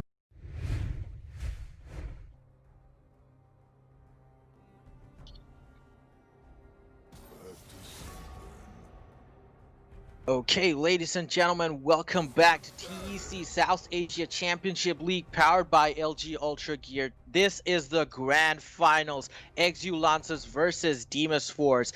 Game 1 was an absolute roller coaster with Exulansis winning it convincingly against Deimos Force. But yeah, in the second game, Deimos Force will be looking to get one back. It is the revenge match of this best of 5 series. Who will go on to become the champion of South Asia? Right now, joining me in the caster's desk is Sia. How you doing, man? Hey, I'm doing good, man, and I'm really excited for this series. Like, Exulansis seems like haven't taken anything off from how they played yesterday. They're right on form and with their foot on the driver's seat, and they're gonna keep going.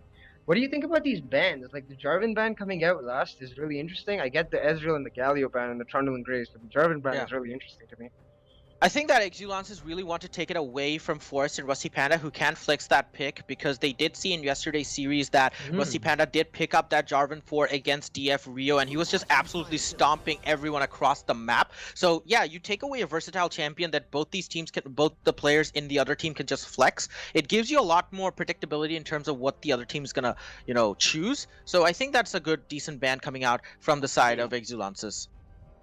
What I really want to see from Deimos Force is exactly what you said, right? That sort of creativity that they have in terms of flexing champions all over the place and like bringing these new champions. I saw Fiddlesticks yesterday. I want to see them bring that creativity because Yeah. Exulansis, they have the standard composition, standard team fighting, standard plays down on right. The first game was merely a set of mistakes on the side of Deimos Force, and maybe that creativity can take over those mistakes completely. I feel like they were trying to play too standard to match up to Exulances, and they just got punished for it because they were trying to be a bit more aggressive than they normally are. They do have that sort of creativity, as you said, instilled in their entire gameplay. But yeah, over-aggression, overextending did play the role of the folly for them throughout the course of the game. But we do see a Morgana pickup, which is a counter pick to, Micro He taking away that Morgana pick from him. That's going to be interesting to see.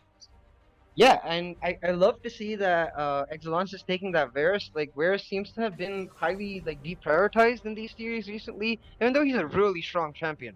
And I really like the fact. But the Thresh coming in for Micro Ice, he's just confident. Like, he's like, I don't care if you've got my counter, I'm just gonna hook you anyways, I'm gonna play you and move you all over the place.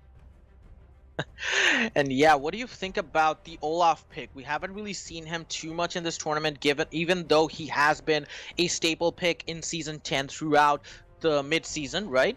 But yeah, I think it's gonna be he's a interesting to see really, how. I think he's a really strong Go ahead. pick. It's just, I'm not really sure why you would blind pick him because exactly, right? Like the amount of counters available to him, especially when you haven't like banned out counters up, right? Like the Trundle is banned, yeah, but the Nocturne's up, the Kindred's up, and we know that Video Gamer is like very capable of playing those carry champions.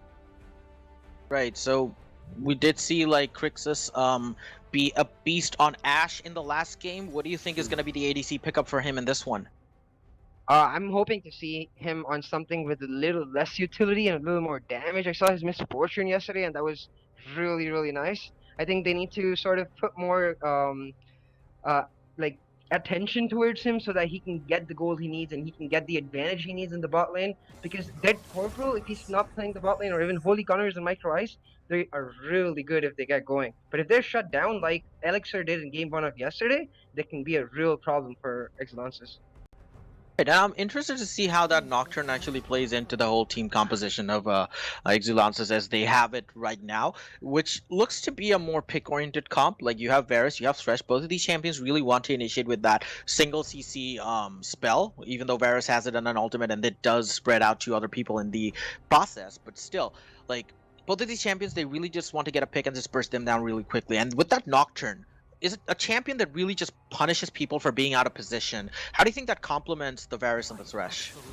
Oh, really well, right? So if you can find a Varus ultimate on any random person standing out, and if his team does try to like sort of answer for that Varus ultimate by coming to the aid of that person, Nocturne can answer from multiple parts of the map. Exelances have already shown that while playing standard gameplay, they're on point. Now with this global advantage, it's just going to serve their purpose even further. What I'm really interested in is this, like you said, this Olaf earlier. You need a priority lane for Olaf to play through. He's really good in the early game, and without that priority lane, the Olaf power pick is just going to go up somewhere else. So what is his Right. mid lane pick going to come from Deimos Force? I think that they might just go for a safer pick this time. They might not just opt for the Yasuo. It might come Mhm. down to a mage sort of champion right now, as we do see I Killed Van Gogh still hovering Oriana, on the perhaps? Zaya. Is the ADC pickup actually? I really like that for Deimos Force. Like it gives Crixus his own sort of peel. He can make sure he dodges all the CC. He like the Varus ultimate, for example, with his ult. At the same time, Zaya is such a high damage AD carry. We already saw how good Zaya Morgana was for Exulansis last game, and Deimos were just taking up that same ball in this game. Yeah, they just want to try that stuff out for themselves, and a Silas comes out for Dead Corporal, I think, in the mid. So Oh, that's gonna be interesting to see. Oh my goodness, is this a Garen? do Are it! they actually gonna go for the Garen? I think he's gonna be the Wally Bear, to be honest, but it's a nice bait. I really want it to be the Garen because you have Yeah. Silas, you have Garen. Why not? Oh! Why not? Why not? Here we go, the Garen pickup. So Storm Silas. bringing a storm. Oh my Okay, okay. Let's see what happens. This is an interesting team comp. Like the creativity just shifted over to Exulansis, and now Deimos Force are the ones who are playing the more standard composition. Yep, and like here the mid lane pickup has to be really key. Like Olaf cannot go to top lane to gank the Garen at any rate. And now with the Corki coming in, I'm really starting to question what this Olaf is going to be able to do, because come late game, this Nocturne is going to be able to engage from every part of the map. So you have to shut him down early game. You have to get that priority. So I'm going to look towards like I'm guessing Olaf is going to look towards bot lane, but the Varus Thresh is just really strong early game combo too. They can play safe, they can play aggressive, they can do. They're entirely flexible to be able to do exactly what they want. What do you think of these compositions? I think that, coming to the side of Exulances, they do have that sort of pick-oriented team composition, which really isn't in sort of a theme, I would say. Like they don't have that sort of team fighting mechanics going on for them, or that early game aggression going on for them, right? So you have Mhm. Silas, which is a mage who likes to scale into a bruiser in the late game, and he with items is just amazing in sustained team fights. And you also have Garen, who is a tanky monster who brings a lot of damage to the table as well. A lot of people underestimate how potent he is, but coupled against a Zaya and a Corki and a Morgana, I really don't see how effective he's going to be in the rest of the game, given how he is easily kited and there are spells to negate his silence or his spells. So it's really going to come down to how Dead Corporal and Video Gamer decide to play. I think in bot lane, Varus and Holy Gunners and Micro Eyes, they're just going to hold on to their own, or maybe just get a lead onto them. But Zaya and Morgana, Crixus and Rusty Panda, they're playing a really strong lane duo right there as well. So expect a stalemate in bot, more focus towards junglers and more focus in the mid lane rather than in the top lane. So we're gonna have to look. The players to watch for me would be Forest and Video Gamer, honestly. Yeah, for sure. Video Gamer is going to be trying to power farm his way to level 6, while Forrest is going to try to dominate his way around the jungle and ideally not let Video Gamer power farm to level 6. Because if Video Gamer is able to power farm to level 6, come first Dragon, Exulances will have like priority in terms of skirmishes, right? You have this Silas who's probably going to be around his lost chapter at that time, and you have this Varus who is much stronger in the early game with his lethality items than the Zaya is. The Zaya will eventually scale up to be much bigger a beast than Varus, but during that first dragon early fight, Varus is going to be much more potent. Yeah, I agree fully, and it's gonna be interesting to see how both of these teams address those early game skirmishes because we did see like the last game built off of those small skirmishes around mid and dragon area. So who do you think has that sort of an advantage in the early to mid game? In the early to mid game, I'm going to give it to actually Exulansis, even though Deimos Force have the Olaf. Simply because I really like this Garen pickup, right? Like Ornn is supposed to be the stable top lane person who can just hang around and fight almost any matchup. Garen sort of denies that for Ornn. He's going to be able to deny the CS and also be able to build up into a similar like bruiser sort of build. Though I am curious, will Crowstorm? I saw Crowstorm go for the Gunblade on Bolivar yesterday. Are we gonna see some crit Garen come out here? That would be really interesting. Okay, Crit Garen. That's gonna be interesting, but I'm still not sure, honestly, about that Garen pick. It's still confusing the hell out of me because, yeah, he is an effective champion in certain situations. He can hold his own against Ornn, but who is he going to go against, right? Corki can just, fly away. Zai can just ult away, and Morgana has that spell sheet on that binding, and Olaf is just Olaf, right? So I'm not really sure how Garen actually fits into that team composition other than building crit Garen and then just being a meme. But it's gonna be interesting to Huh. see how it actually plays out in the rest of the game. Yeah, I mean, I think in theory they were sort of going for the 1-3-1 comp in the mid game where the Nocturne can fly into multiple lanes and punish people for trying to punish the 1-3-1. But the 1-3-1 doesn't necessarily work out when the other team has picked a Corki who can happily sit in the side lane and just kite you for days. So like this Yeah. is gonna be really interesting. So who do you think has the scaling advantage come late game in this fight? In terms of the late game scaling, I would have to give it to Corki in terms of the mid lane matchup, Hmm. but just because of how potent he is with items in those late game skirmishes, he can just pepper you with missiles from far away and just fly away whenever he needs to. That being said, I still feel like Exulansis has a slight edge in the late game, given the fact that you have a Varus, you have Silas, who is just bonkers in the late game. Honestly, you really just can't just kill him outright. So it's gonna be interesting to see how it happens because Olaf, as a champion, he's not gonna scale as well as Nocturne in the early game, right? Olaf falls off really hard as a champion in the later stage of the game because he just can't seem to get enough damage off onto the carries, or he just can't seem to survive long enough. And that is a team comp given out by Exulansis that just wants to slog out in these fights, right? So Olaf has to go through a lot of champions to get to that Varus. You have Garen, you have Silas, you also have Nocturne diving your carries, which is Xayah. Even though she can like save herself with that ultimate, you're still gonna have to address the elephant in the room and fight him 1v1, which you might not be able to, given the fact that Nocturne just builds so much straight up damage in the late game. Yeah, if Nocturne is allowed to get even a tiny advantage in the early game, he's just gonna start one-shotting everyone in the back line. Corki is a problem, yeah, but not when there's a Nocturne jumping at you from half a screen away and just literally one-shotting you with his Duskblade. What I'm really interested in here, Rebel, is the Unsealed Spellbook coming in for Micro Ice. This guy was the MVP yesterday with his playmaking efforts, and with the Unsealed Spellbook, will he be going mid lane? Will he be just making plays in the bot lane? I'm really interested to see.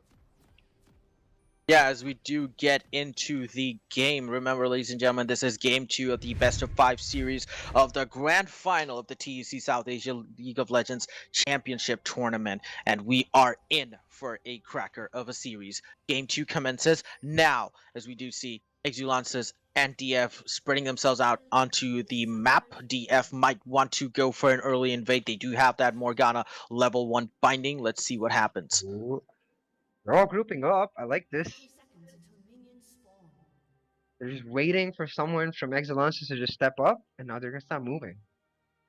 Yeah, but Exulances aren't gonna, like try to overextend as you do see Micro Ice slowly making his way up into the blue side. EF is gonna get spotted out by Dead Corporal, who manages to dodge the Olaf Q by just a centimeter. But yeah, gets gets smacked in the face once again. But that's just gonna be advanced vision for DF in that red side jungle of Exulances, who do know that they wanted to go for an invade, but they're just gonna respond with taking up positions of their own in the Deimos Force's red side of the jungle. Yeah, I think especially with the wards coming in the top side of the jungle, Nocturne's gonna know that Olaf, like the way he's starting, he's potentially just gonna power farm his way through the entire map. And that's really good for Nocturne. If Nocturne has information of where the other jungler is, he feels safe and like to be able to power farm on his own. So like I'm really looking at the junglers in this early game, as you said, both of them padding towards bot side with this spicy unsealed spellbook coming in. Who's gonna make the first play? Right, and I think that Micro Ice is just gonna mimic Rusty Panda's playstyle, where he just roams around the entire map and is just literally everywhere. As Jet Corporal, a little bit of level 1 aggression going on to Termi, knows that he's still weak before he gets that level 6. It's a good decision, honestly, but I hope we see much more action before the 8-minute mark compared to the last game. Yeah, and Corki is slowly going to start getting the advantage in the game, but Silas for sure has the early skirmish advantage against him. Like, look at that damage coming out. Especially with the corrupting potion built in, Silas is going to have the early priority, and that would mean a lot for the Nocturne too. If he's able to get one Scuttle Crab on either side, this Nocturne starts scaling up really well. What I really want to see is Olaf move towards his bot lane. Already, you see the bot lane establishing vision in the Tribush, and ooh, But oh my goodness, that is that Corporal his first going blood? really ham on Termi. He might have to be forced to flash out. Is he gonna flash? Rusty Panda is there with that Dark Oh. Binding. Is it gonna be a turnaround for Dead Corporal? Yes, it is. First blood picked up by Rusty Panda. How did you come up? From bot lane to mid lane, why are you everywhere? Termi, oh my goodness, survives with a sliver of HP, and he was the one who was going to be first blooded, but gets the kill for himself. Indeed, like that was a brilliant roam by Rusty Panda. Like they got the priority, they got the award on the tribush, and instantly started roaming towards the mid lane. Without that roam, the first blood would be going to Exulansis right now, and Dead Corporal is gonna be feeling real disappointed because he played that decently. Oh, Yeah, and right now a hook lands on from Microwise to Rusty Panda. They might just want to go for something here, but that double root coming out from Crixus just stops them in their tracks. But yeah, action all around, and Olaf is securing his first Scuttle Crab of the game, while Nocturne just wanted to go for a almost full clear of the jungle. He wants to get that level 6 as early as possible, as we do see Forest making his presence known in the bot lane, as Dead Corporal goes for round 2 against Termi, does a decent amount of damage, and Termi's going to do with the follow-up. yeah. Now we see both the junglers sort of hovering around the mid lane. That I guess this is where the action is gonna be in the early game. Nocturnes could come for a gank. The wave is really nicely set up for Corki. He can't really for Silas. I mean, he can't really step up. But at the same time, Olaf is right behind Silas. Are we gonna see a nice 2v2 in the mid lane? Let's see, let's watch and find out, as Crowstorm sets up a nice priority for himself in the top lane, knows that he's pretty safe, and now in the mid lane we do see a Mexican standoff happening. Silas is sandwiched between two members of Deimos Force. Rusty Panda is joining them, coming from bot lane. He really loves roaming around.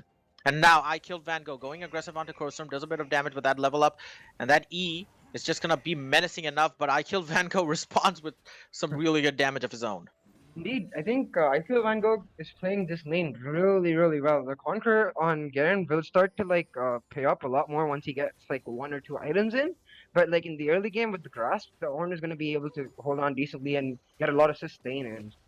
But in the mid lane, Alright, in the mid lane, Dead Corporal, round 2, aggression coming out. Forrest is in there with that chain, but he is not gonna get Dead Corporal right now. Dead Corporal is gonna escape. But yeah, he is showing a lot of aggression onto Termi. He really wants that early game advantage. yeah, But he goes for round 2 again. Termi forced to back off, and Forrest is there back again. He's not being able to farm because of that aggression, and Dead Corporal has to flash out, but that flash comes out from Forrest. That approach velocity is going to set him up for nicely for that melee range, but he just deals some bit of damage and just backs off. Here comes Microwise. He's going to get caught out by the binding from Rusty Panda, and the flashes go out. He flashes the mastery as he blast cones himself away to safety, and Deimos Force nicely set up for the dragon. that was looking really good for Deimos Force, and while they will get the dragon, and that's a huge advantage, I hope that Exulansis have noticed the fact that Crixus used his flash right there. That is something you want to punish as soon as possible, because with this Xayah, she will be scaling into a much bigger, much more damage champion than Varus, and if you can get a couple kills on the Nocturne on a no-flash Xayah, that'll be huge. Right, but talk me through this lane matchup at the top lane, right? Where do you see this going? Garen versus Ornn? I mean, we can instantly see what Garen's going towards, right? He's going towards the Black Cleaver, and he's going to slowly build into the Bruiser build. Come 1 or 2 items, Garen is going to have the prior for sure, especially when his ult comes in. That true damage against a tank like an Ornn is going to make the complete difference in their fight. But the early game matchup is completely in favor of the Ornn. He's happy to farm up and just sit in lane. The real difference between the Garen and the Ornn is their team fighting ability. Ornn is known for that big ram coming in out of nowhere and knocking multiple people off. Garen doesn't have that team fighting ability. So if isolated in the 1v1, Garen does like his chances, but I think what Demis first I want to do is skirmish right around the river and be able to use Ornn's ultimate. Right, as we do see a bit of a stalemate coming out from both these teams, even after that bout of action going out where Microwise was forced to flash away and blast cone away to safety. There was nothing coming out of that one, but just one dragon going onto the side of Deimos Force, who look a bit more composed in this game. But despite having that dragon advantage, they're still down by 100 gold, which is not really anything at this point, but I was expecting them to be a bit more ahead. Yeah, that's mainly because Nocturne's done his job. Video Game has done his job. He's far farmed. He's level 6. He's 400, 500 gold ahead of his opposite jungler, and the darkness comes out. Okay, so in terms of that, Nocturne ulti comes out, mid lane action going out. Everyone just whiffs their spells left and right. Flash coming out from Rusty Panda. Here comes Force with that follow. Catches Video Gamer with that Q as Dead Corporal goes in for round 2. Termi taken out to really low HP. That flash comes out. The ignite is down. Dead Corporal baited again as Microwise might be in trouble as Forrest chases down with that axe. He has that approach velocity going for him. The hook hook lands onto Force, bringing him in turret range. He takes 2. Video Gamer takes down 1 kill for Force as that teleport is cancelled out in the top lane. Very well done by Kill Van Gogh, because if that TP wasn't cancelled, Garen was looking at a couple kills for himself after the hook landed on the Olaf. And like the fact that the TP was cancelled also means that Ornn has the TP advantage now, whereas oh, the solo kill. Okay, what is happening? The solo kill comes out for I Killed Van Gogh. He wanted it. He got it. He had that advantage going in for him, and he just wanted to capitalize on it. Really good play coming out as Microwise gets the hook onto Crixus. No follow-up coming in from Holy Gunners. They don't have that minion wave to actually facilitate that. And here comes Force. Blast Cone in. The bot lane action might be out. Microwise dodges that Q barely, and Force Gank just whiffs into nothingness. Yeah, scratch everything I said about the top lane before. Now with TP advantage and a kill on the Garen, this Olaf is happily just gonna build up his items and outscale this Garen by a mile. He already has his bomb, his Cinder, and he has his stab eyes. Those stab eyes will make a world of difference, especially when the top jungle duo both deal physical damage. He's just chilling now. But in the bot lane, we see like this Olaf, he's trying to gank multiple lanes. He's still level 5, right? He just turned level 6. Because of that, Exulansis was able to get Rift Held and a fight coming in the river. Yeah, and right now, fight coming in the mid lane. Is it gonna be an initiate? No, I Killed Van Gogh does not have his ultimate. He did use it to kill off Garen, so they're just gonna take that Herald away and just comfortably walk by. Exulansis really well responded with that Herald, despite the fact that they lost Garen in just a few minutes back. I mean, I think the onus is completely on this Nocturne on Video Gamer now. He has a kill already. He has his finished Blood Razor, the enchantment Blood Razor. So like he's gonna be dealing a lot of damage. It's just about when his ult is up too. So where are we gonna see the darkness come out next? It might just be bot lane as he's making his way down to that red buff, and he might just anticipate that the wave is going to push back onto the middle side of the lane. He might just want to take this red buff and go straight down in the bot lane because he is just dominating the Olaf on CS count right now. Indeed, like even in terms of gold, this Nocturne is almost 1k gold ahead. This will start to make a difference like by a huge amount in the mid game. And with the second dragon coming up real soon, we're gonna see a huge fight coming in this mid-drain river. The Silas already has his AP, but the Corki has his tier, is stacking up. So like if this fight doesn't go in the favor of Exulansis, then Deimos Force are looking real comfortable in scaling into the late mid game. Yeah, and Forest just getting that advanced position cleared out for that dragon setup. They know they want to fight this out. And Nocturne, Video Gamer, is in a position to contest. He wants to get that ultimate out as Forest plays a bit aggressively. Microwise caught out by Rusty Panda's Dark Binding as the dragon does spawn, and both these teams want to converge in. Termi is joining them for this fight as Dead Corporal is just pushing down mid lane. But yeah, Exulansis aren't really in a position to contest, and they just give it up without contesting. But they really don't get anything back of their own. I mean, I understand the thought process that, hey, we're not in the position to contest right now. Our top laner doesn't have TP, whereas Ornn does have TP. So if we do fight, maybe we'll get caught. But the problem with this is the scaling is on the side of like Deimos Force. Oh, the ultimate. Here comes the ultimate from Holy Gunners, catches out Crixus, but that's still not going to be enough follow-up CC to actually do anything. But look at the CS difference in the bot lane as well. 34 CS advantage for Holy Gunners, and that is going to pay massive dividends in the mid game as Video Gamer pops the Herald in the bot lane. They've let their intentions know. Oh, they TP? want to take it down, and the TP comes down from I Killed Van Gogh. That flank might not be anticipated by Exulansis as Forest pops that ultimate, misses the Q, but here comes the call of the Forge God. A huge initiate coming out from Deimos Forge, but this fight is just going messy. Video Gamer almost kills out Crixus, but he's forced to back away as Microwise pulls in I Killed Van Gogh, gets that return frag, and what a weird fight, honestly. It's a 2-for-1. They got that consolation kill onto I Killed Van Gogh, but that really wasn't optimal. Yeah, I mean, Deimos Force are really happy here. They're able to use that TP advantage to themselves. Brilliant TP there. The package coming in for the Corki at the right time.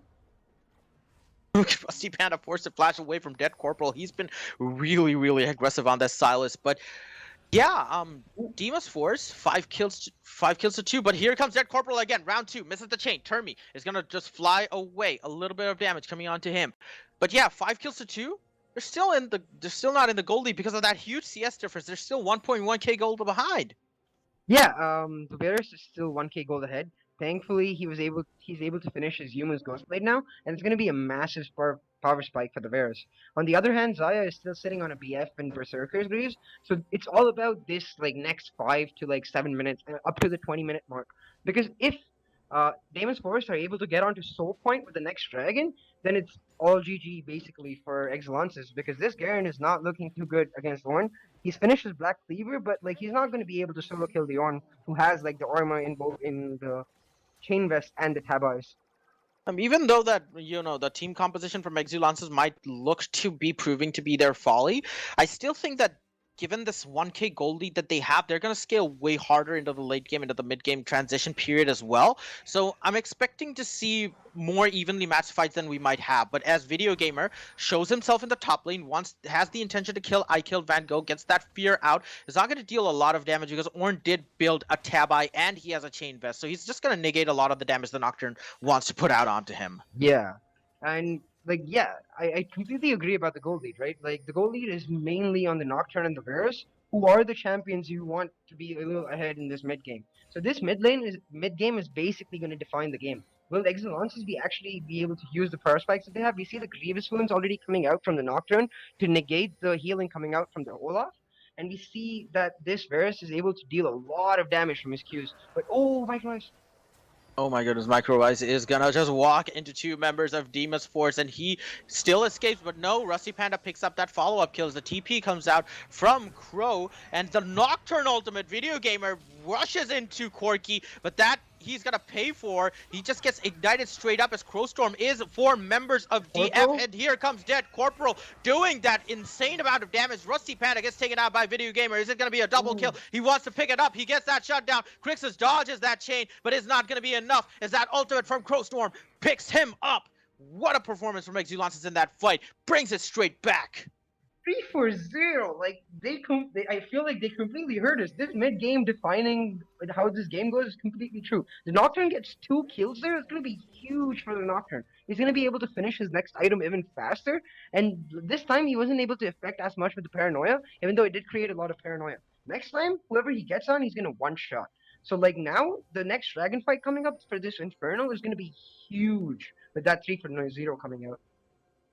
Honestly, yeah, and like Exulansis, even though they are still 1 kill behind, they look really comfortable right now, and they are the ones on the front foot, and they just might want to contest this dragon again in comparison to the second one where they're just, like whittled away because they really didn't want to fight, but they might just be raring to get this one challenged right now. Oh, is Ornn gonna gank? No. Yeah, Ornn does want to have a say in this lane, but he just walks straight into turret because he realizes that Microice was there in support of his laner, and he really didn't want to risk getting that out. But yeah, Deimos Force it's still a stalemate match, right? But Deimos Force really needs to sync up their plays because I feel like 5 of these players are just still playing 5 different games in these team fights, and they're not really coordinating that well as Exulansis are doing. They're just capitalizing on their strengths and everything, but if you play as a team, I think that Deimos Force could do better. But yeah, this is a risky dragon engage coming out for them. Dead Corporal spots out Termi and the back line as they want to go out with that gap through the blue ward courtesy of that dragon flank. But right now, Crowstorm still waiting in that bush. No one is actually trying to do anything. They're just doing a Mexican standoff for this dragon. No team wants to actually give up the first Infernal Drake of the game because it is an Infernal Soul and it's going to be big. Deimos Force go in. The ultimate goes out. The Ornn ultimate goes in. Here comes Crowstorm. That ultimate lands onto him, but that's not enough to kill him. Here comes 4 members of Exulansis. Double kill comes out for Dead Corporal, but that shutdown comes out for Crixus onto Video Gamer, but Exulansis are more poised. But here comes another fight, another phase of that fight. Rusty Panda gets taken down by Crowstorm, and Crixus still dealing a lot of damage here. Dead Corporal going in, but that ultimate, is it going to be enough? No, it's not, but that Thresh just auto-attacks Crixus and kills him. Holy Gunners versus Termi. Who's it going to be? They're both auto-attacking each other. I give it to Termi, but that Q dodges the Q with that flash, and Ping's going down onto Dragon, but oh my goodness, what was that fight? So much going on, and Termi just casually walks up and starts taking the Dragon. Yeah, I mean, that fight started out the way it started out. I would have for sure said, wow, Exulansis, they're doing this really well. They're going to win this fight. Termi just casually sitting in the back line, kiting everybody, picks up a quadra kill. This Corki is hella fed right now. He's about 1,000 gold ahead. Oh my god, then Corporal runs at him and takes him down that shutdown. What is going on in this game? That teleport, he just runs straight him down and mauls him in the face. 600 gold goes out for him. Yeah, I mean, after everything that happened, this Corki is still really happy, right? He has almost done his Triforce. I think he's going to be 1,000 gold or so shy of this Triforce. And most importantly, Deimos Force are now at Soul Point. While Exulansis are doing really well to find these fights and these picks and these exact moments they want to go in at, it's Deimos Force are picking up the objectives. And that's going to matter a lot. Oh.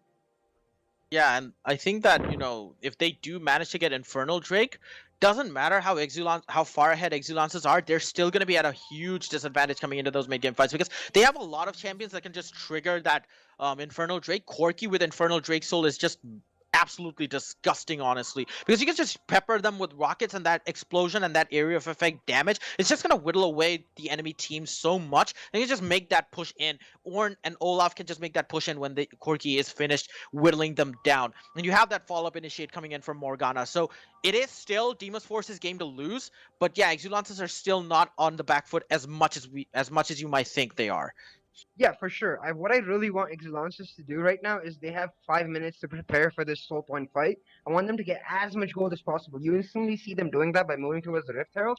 If they're able to get that Rift Herald, get that last outer turret in the top lane, that's some gold. But like, you saw exactly how much chaos that Corporal was able to create in the backline. If he has just that one extra item and he's actually able to finish off Termi or Crixus, that could make the entire difference in the team fight.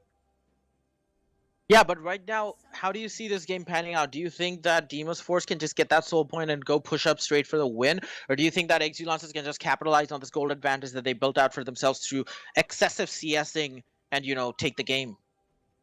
I think the way I see this game going out is I'm really disappointed by the fact that this bot lane CS lead, as we saw earlier, is starting to close out, right? Xayah has her Essence Reaver. She's slowly building towards her second Zeal. And once she has that, it doesn't matter if like the Varus is 30-40 CS up, because she's gonna have a lot more DPS than the Varus can possibly have. The Varus will be able to affect the backline a little bit more with his lethality, but that's what Dead Corporal is already trying to do. So they need someone to kill the tanks. The Ornn, the Olaf was running at them. Exactly, and the Corki is the pivotal champion for the side of Deimos Force at this point because he is at 515. He's stacking up that Man Immune right now to turn it into a Muramana. He's gonna get that Triforce done soon. Sword Shoe is already coming out for him. He's gonna be dealing a lot of damage right now in the team fight. So Deimos Force's main mission is to just either initiate and get that priority away from Corki, but you still can't get it away from Corki because you have Video Gamer rushing in to him in every single fight. Yeah, exactly. Like, Video Gamer rushes into him, and Corki's just able to calmly just press W and just go away. The real, like, problem I see for Exulansis coming into this fight is how is this Garen going to get into the back line? Because if he's not able to get into the back line with his build with the Berserker's Greaves, and I think he's building the Sterix Gauge next, he's going to be really squishy, and he's going to get bursted down real fast. Yeah, and Ornn is gonna be more of a utility tank right now in this game because he is building tanky. He has that CC, he has that sort of brittle damage going out for him, coupled with the fact that he can just build items for his team, give stats out for free. He brings a lot of good value onto the team compared to a Garen who's just building squishy. And he's not even snowballing right now, this Garen, right? So Crowstorm, I'm not sure as to how he's gonna make use of that, but it's gonna be interesting to see how it goes out. So as Exulansis go a 5-man push onto the mid lane, supported by the Rift Herald, which they did take up. Dead Corporal trying to get Termi out of the way as a darkness comes out for Video Gamer. That's a bit questionable, honestly. I don't think that anyone wants to fight. But something just happened right now, and Dead Corporal just assassinated Termi. He goes in. The Call of the Forge God goes in as well. But he gets instantly shut down. Here comes Crowstorm. Desperately tries to get Crixus. The Ignite is down on him. My game is also frozen. I mean, I'm just like, wow. that Corporal first does this amazing outplay on the Corki and is able to get the kill with the Morgana ultimate stolen, and then he just randomly in under the turret. I think that was a lack of coordination on the part of this team. I think he was expecting his team to go in at the same time when he did go into that turret, but like he's not able to, and then the shutdown comes in. That's unfortunate. Oh man, this is really that was a really weird fight, honestly. Like Termi just got assassinated weirdly, like that by that corporal. That was just not a good way to start off that fight, right? And immediately you see the effect that it has on Deimos Force. They were on the back foot in that fight, but Exulansis, even though they did technically win that fight, I don't think that a lot of advantage was carved out for them, as they did not get a significant objective, honestly. Yeah, exactly, right? Like they were not able to like they got one turret, sure, but like they were not able to get like this massive objective win. Uh, as for Deimos Ford, they're just showing. Oh, the Baron. But right now, the Baron is being I started don't out by know. Exulansis. Here is that major objective coming out. Deimos Force know that they're doing Baron. They know that Video Gamer is low. They're just rushing in like, stop that Baron right now. What is this game, ladies and gentlemen? This is just a meme fest at this point. I have no words to describe it, honestly. Yeah, I think Exulansis saw that Deimos Force were backing right there, and that was really smart of whoever. I think it was Zaya using her ward to check the Baron because she must have randomly had an afterthought. Because if they hadn't checked the Baron, if they had gone back, that was going to be a free Baron. A free Baron into the Soul Point Drake would be huge for Exulansis. Thankfully, they're able to shut down.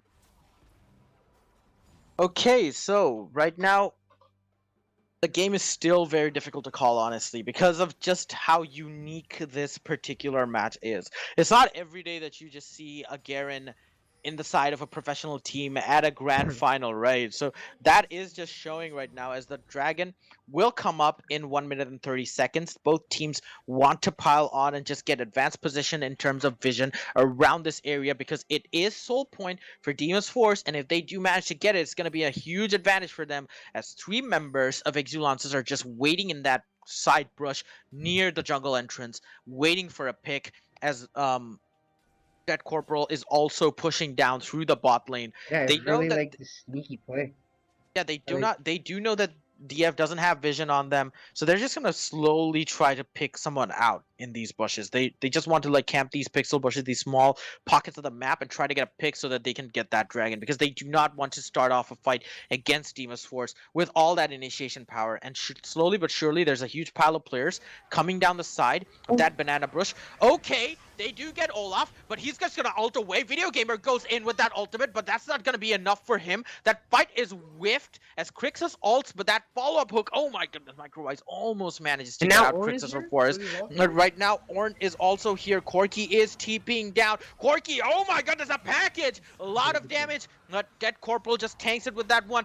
Blue team secures the dragon. Exulansis steal away the dragon from under the nose of DF, and Dead Corporal is gonna pay for it with his life, as still Deimos Force aren't done. Flash is coming out, Play is coming out. The Thresh ultimate is gonna try and stop some semblance of a push from Deimos Force, but they're still raring and ready to go. Zaya dealing a lot of damage. Crixus, the flash comes out from Rusty Panda, misses the dark binding. Holy Gunners uses the lantern to get away, but oh my goodness, DF just missed an amazing dragon fight right there, as Exulansis just steal that away from right under their nose as they were just setting up for that team fight. Yeah, I think DF just got a little bit complacent before that dragon fight. They were all coming in really slowly. We saw the 3-man team in the Olaf and the Morgana and Zaya come in, whereas the Owen was slightly late to the party. If maybe they were all clumped together and coming in, they could have ended the game right there. But here we see Microwise flashing in. Microwise flash is in. Rusty Panda pops the spell shield. That's not gonna do enough. The spell shield pops away. He gets that hook in. Meanwhile, that Corporal goes in for Crixus. He's still not gonna get it. Holy Gunners picks up the kill onto Rusty Panda in the mid lane. In the blue side jungle, that Corporal just misses the chain, but that might have been curtains for Crixus if that connected. But Forrest was there with that follow up. But oh my goodness, what is happening? Action all across the map. But even though Deimos Force are ahead on kills, they find themselves on the back foot in terms of gold. 2.4k gold league deficit they're staring down right now, and they really need to make something happen all across the map somewhere. Yeah, this Nocturne is able to keep up his gold lead. He's currently 1,500 gold ahead, and he's gonna ult in. Yep, he's gonna ult into the Ornn, pops the spell shield, pops the fear. Is this a ideal target? Yes, it is. Crowstorm dealing a lot of damage onto High Kill Vadigo. He just gets smelted, honestly. that Black Cleaver and the Nocturne combo just paid a huge dividend for them, and I Killed Van Gogh just got squished like an AD carry, even though he has a Sunfire and a Tabby. Oh my goodness, what is happening? Yeah, I mean, you said it perfectly, right? Squished like an 80 carry. We see that the Garen here is Crowstorm. He's gonna go for the double phase build here. He's gonna go for the Black Cleaver and the Triforce. He's just gonna try to jump on either the Corki and the Zaya, silence them, and try to one-shot them. And that would actually be able to work out on this on the side of Exulansis because they have multiple carries in the Nocturne and the Silas and the Varus. Whereas if the Corki and Zaya are dead on the side of Deimos Force, they no longer have damage. Yeah, exactly. And this game is just way too topsy-turvy right now. But yeah, the Garen is coming into the game. He's making some plays happen. And yeah, this is the exact same playstyle that they should actually follow. Get a pick onto any member of DF, and you just whittle them down, melt them like an AD carry, as Exulances are setting up for a fight near that red buff, which is popped off in terms of its walls because of that dragon, but nothing doing. They just whittle off and just transition in the mid game. Oh my goodness, Rusty Panda is caught out by Dead Corporal, pops the spell sheet, but that is just way too much AP damage coming out from Dead Corporal. But Holy Gunners picks up that kill onto Morgana, but that was all Dead Corporal, honestly. Wow, he has been a menacing force on the Silas. He's been getting there, getting that initiate, just zoning out all these members of DF, and they're just scared a lot of him right now. That Corporal making these really insane plays, like he's finding picks out of nowhere, and like he knows exactly how much damage he does. He knows how much healing he's gonna get in. Oh, Right now, do you see a fight? Nope, that's not gonna transition into a fight in the top lane. Garen just doing Garen things, honestly, here, ladies and gentlemen, as Exulances are sitting at a very comfortable, almost more than 4K gold lead at this point right now. And yeah, they are in the driver's seat. yeah, this Garen is starting to build up gold lead over the Ornn. He has almost a 2K gold lead, and the Nocturne actually almost same has a 2K gold lead. So most of the gold lead for Exulances is centered around this Garen and this Nocturne, and they're going to be the ones trying to like one-shot these squishy members on the side of Deimos first, the Corki and the Zaya. So this is going to come down to who dies first. Because if you're not able to one-shot this Corki and Zaya, they will outcut you. The Zaya finishing a Phantom Dancer for the extra shield coming in is going to be really key here. Right, and we do see that, you know, that sort of creativity that we expected from Deimos Force, that is being shown by Exulances while DF are just playing a very, very standard game. Yeah, and you really don't see, like, these solo queue style champions, Garen and Nocturne, making a huge mark on these sorts of pro games in our region. A lot of people just love playing tanks and safe champions, but yeah, it's a really refreshing change of pace coming out from Exulances. Yeah, I think especially mentally, this will be a huge win for Exulances if they're able to pull it off, because they're showing that they can play multiple styles. Not only can they play multiple styles, they can play when their back is stuck to the wall. They're currently at soul point, but they're clawing the game back bit by bit. They're maintaining their goal lead that they've had from around the 10-minute mark, and that's huge. Yeah, but still, there's still that looming threat that Deimos Force might just want to sneak in that sort of that dragon and try and get that soul point, right? But you do see that dragon is going to be up in a minute, and Exulances are wasting no time in getting that advanced position again from Deimos Force, who have been a bit lethargic when it comes to contesting these dragon positions, and they really haven't been up in their game in terms of the vision control. I really don't see a lot of vision coming out from Deimos Force in the dragon side. That might be because Exulances just cleared it, but still they really need more proactiveness near the dragon side. But right now Rusty Panda catches out Holy Gunners. That is huge for Deimos Force, and it's gonna set them up really well for this dragon. But Exulances might not want to just give it up. Dead Corporal wants to go in, steals the ult from Ornn. Is he gonna go in? Yes, he is. He wants to go in. Here comes Crowstorm, marches into 3 members of DF as Forest is just zoned out. Video Gamer is just whittling down this dragon as Dead Corporal is handling 3 members of DF. Termi is almost trying to kill him, but that dragon goes to Exulances again. What is going on in this fight, ladies and gentlemen? Crowstorm and Dead Corporal MVP, even when they were 1 man down, the critical AD carry was not there. They managed to get that dragon and win that fight 4-1, and a dragon and an ace comes out for Exulances. What an amazing fight. 4v5. Wow. I think they're gonna go for no, they can't go for the end of the game, so they're just gonna take the inhibitor and walk out. Uh, Maybe go for the Baron, though they're quite low. That was an incredible fight. Crowstorm managed to zone out like half of the Deimos Force team by himself. Nocturne was able to 1v1 the Olaf and just finish the Drake off. Exulansis are showing brilliant like understanding of how they're supposed to take these team fights. They're able to zone off the backline while taking on the front line at the same time. Yeah, like what do you do when you're Deimos Force right now? You get Holy Gunners, right? You have a huge thorn in the side for your team out of the fight. But even then, you can't expect to win a fight 4v5 against Exulansis just because of how many advantages they've managed to carve out for themselves with that huge CS lead, that huge gold lead spread out all across the board. And that is just paying dividends right now in this mid to late game transition period. And Exulansis are looking the way stronger team right now suddenly. Yeah, and like I think you said it perfectly right. This goal lead that they've built up, and the fact that the Exulansis team understands exactly how they're supposed to team fight as compared to Deimos Force. For Deimos Force on the other side in that team fight, even though they got the Varus, they were not able to use that numbers advantage. The Olaf was completely split off from his team, so it ended up being a 1v3 on the side where Garen is able to split off the backline, and a 3v1 on this side where the Olaf is fighting 3 people on his own. So like Deimos Force right now really needs to understand that they have these two amazing late game carries in Corki and Zaya, and they need to play around them. The soul point is not nearly as important as a potential ace that you can get.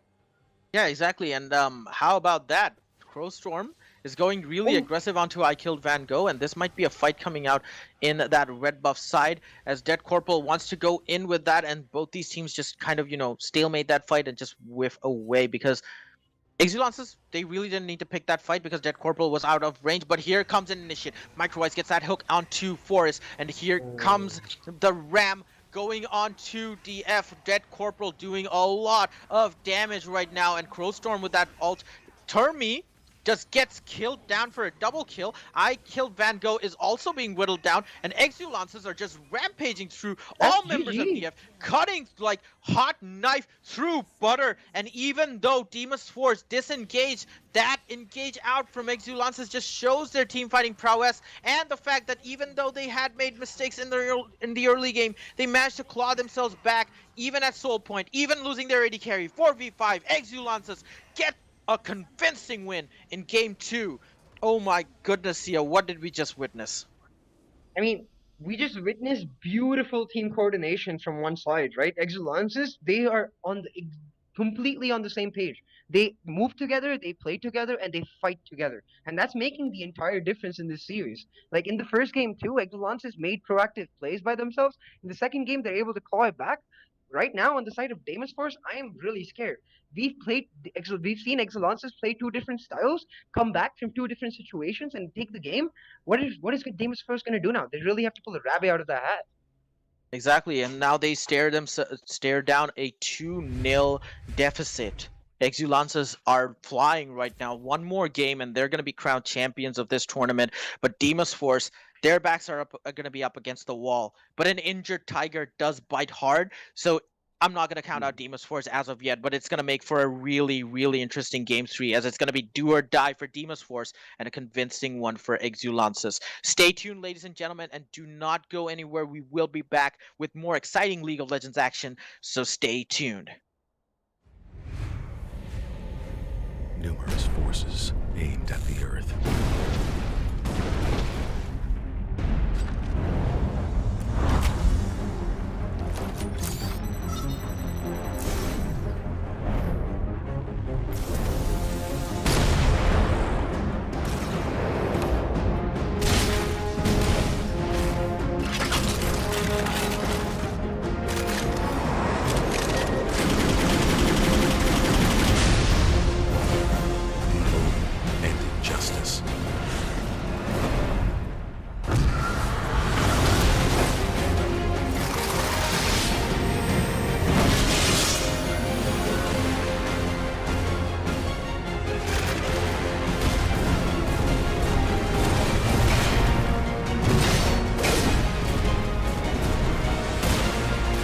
Let the glorious battle begin.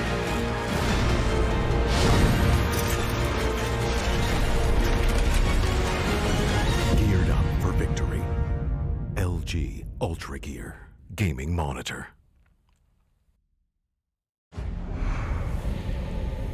Numerous forces aimed at the Earth.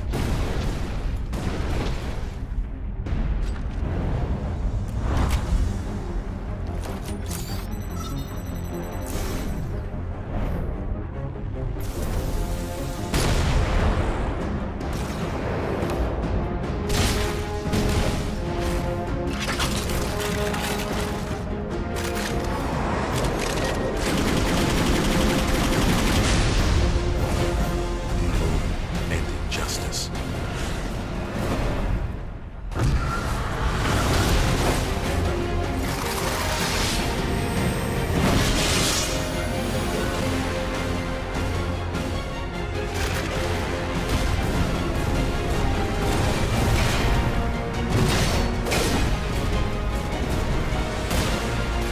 Let the glorious battle begin.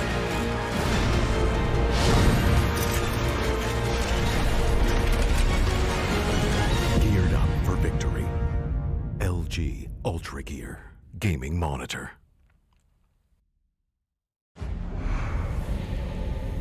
Numerous forces aimed at the Earth.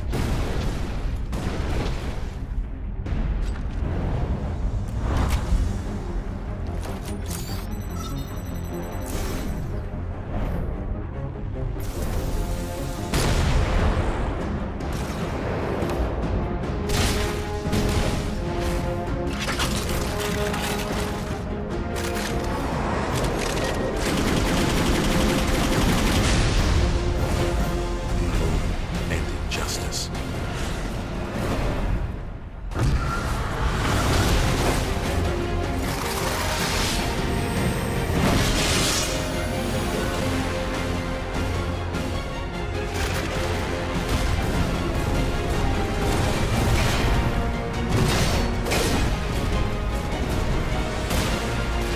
Let the glorious battle begin.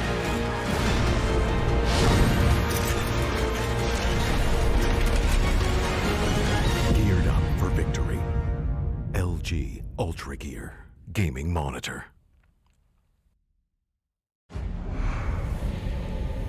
Numerous forces aimed at the Earth.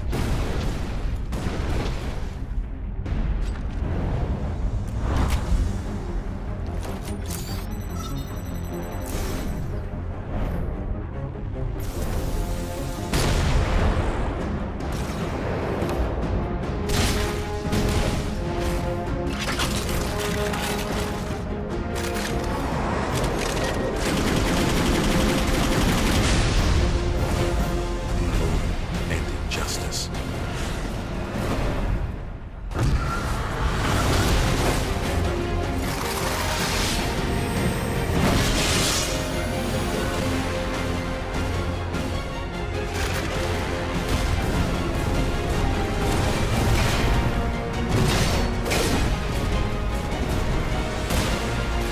Let the glorious battle begin.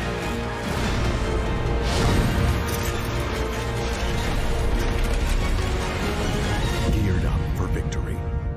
LG UltraGear Gaming Monitor.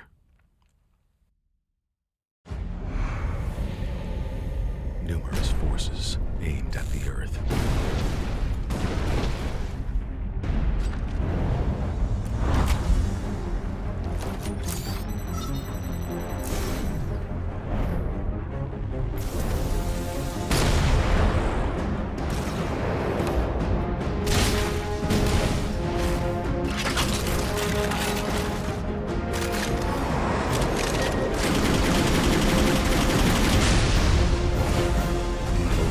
And injustice.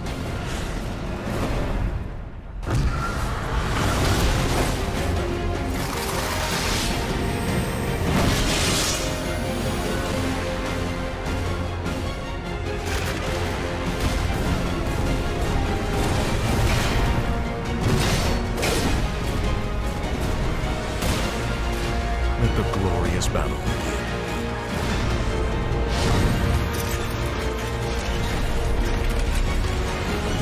Geared up for victory. LG UltraGear Gaming Monitor.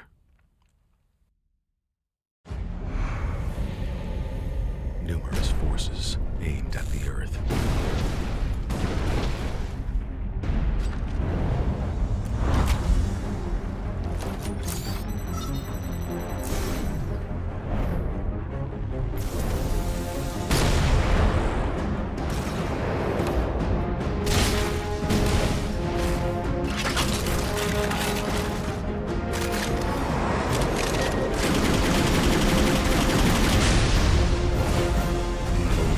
And injustice.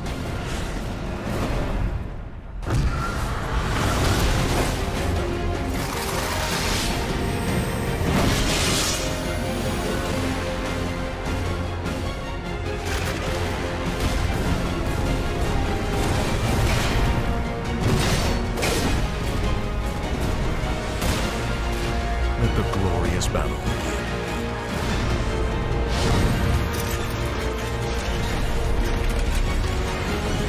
Geared up for victory.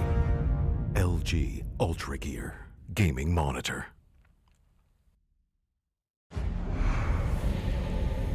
Numerous forces aimed at the Earth.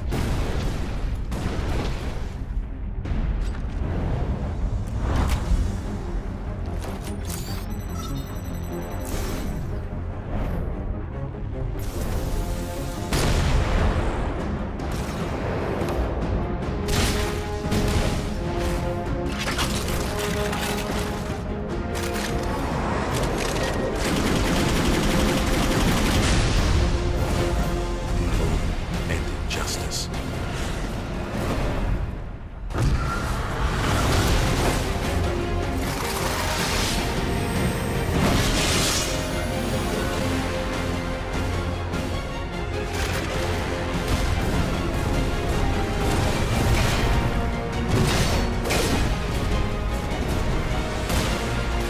Let the glorious battle begin.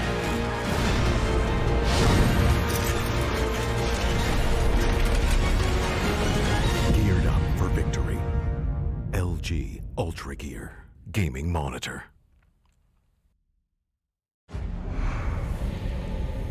Numerous forces aimed at the Earth.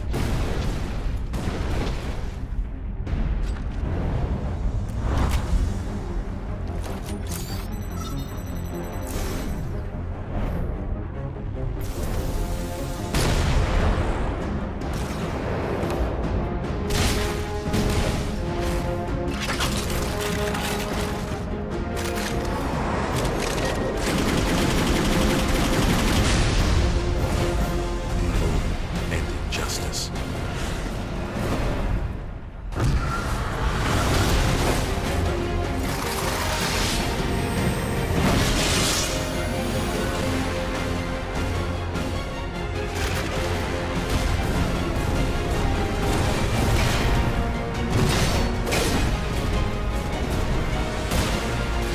Let the glorious battle begin.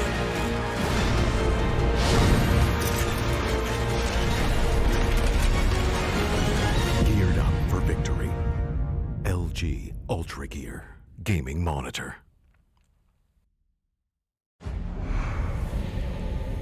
Numerous forces aimed at the Earth.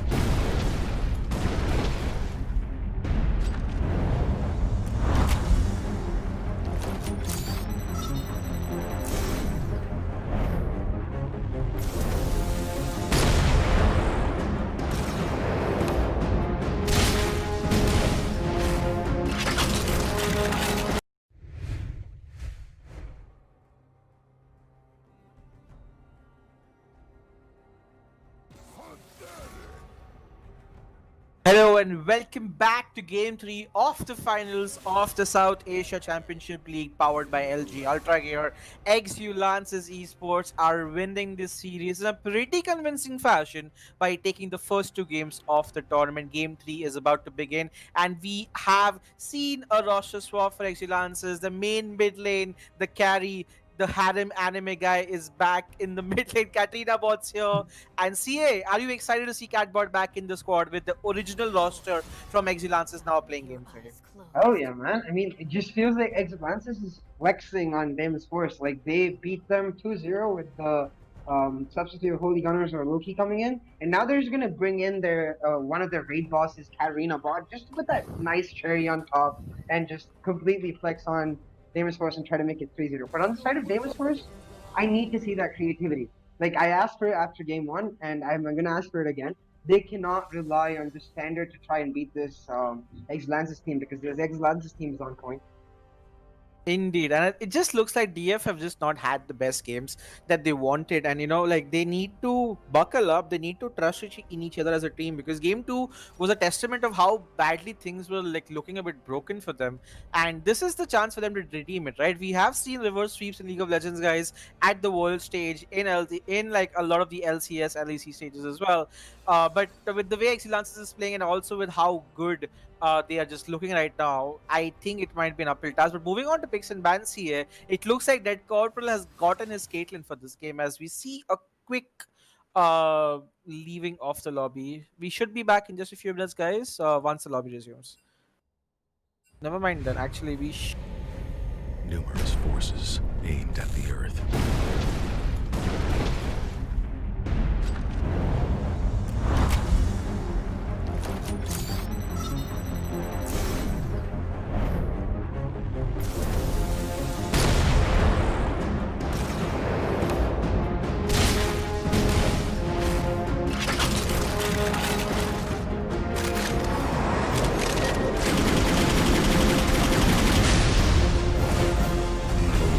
And injustice.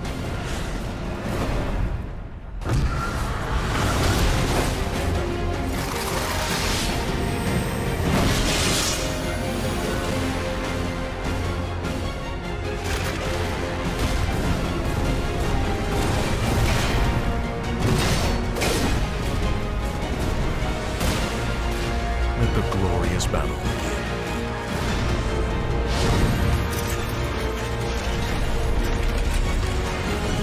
Geared up for victory.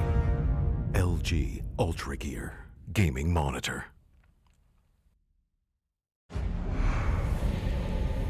Numerous forces aimed at the Earth.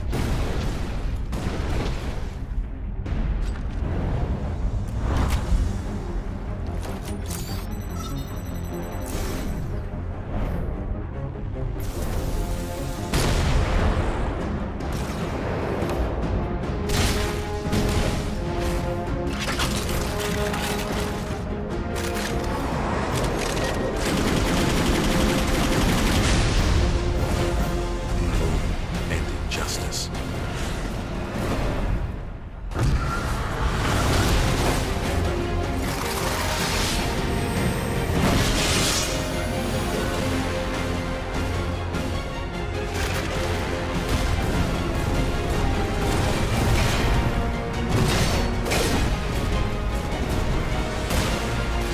Let the glorious battle begin.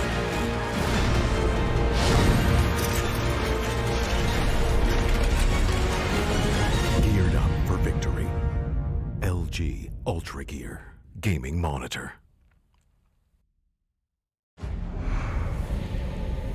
Numerous forces aimed at the Earth.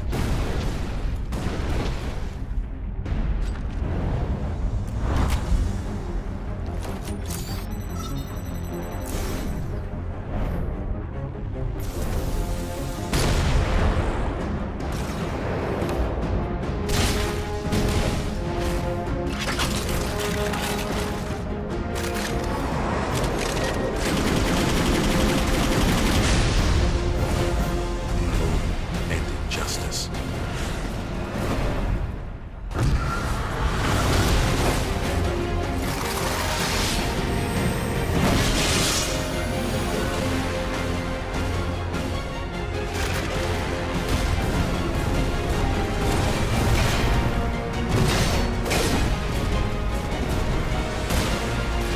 Let the glorious battle begin.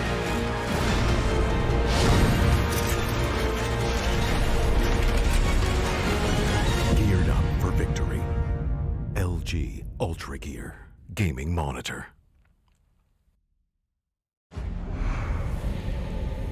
Numerous forces aimed at the Earth.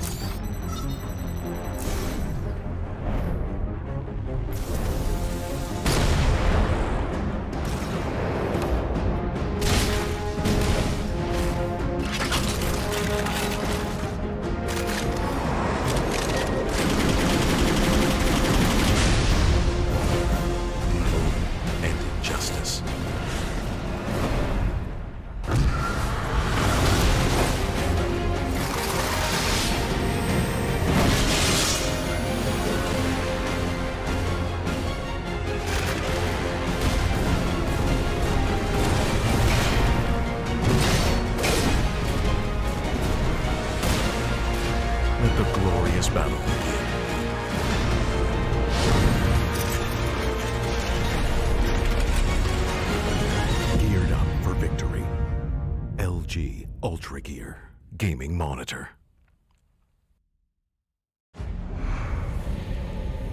Numerous forces aimed at the Earth.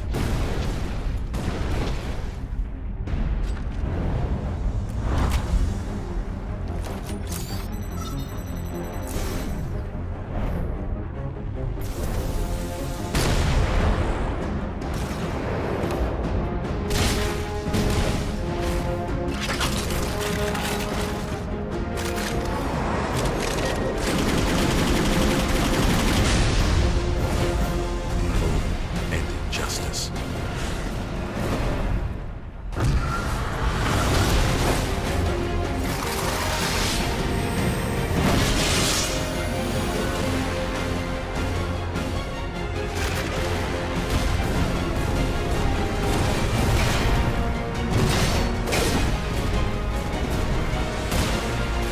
Let the glorious battle begin.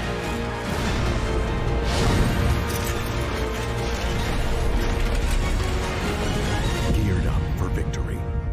LG UltraGear gaming monitor.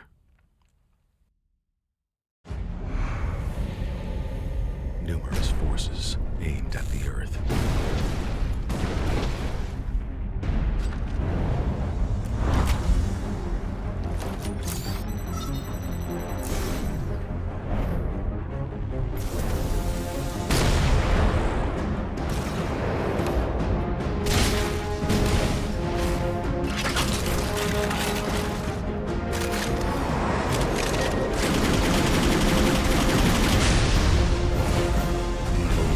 And injustice.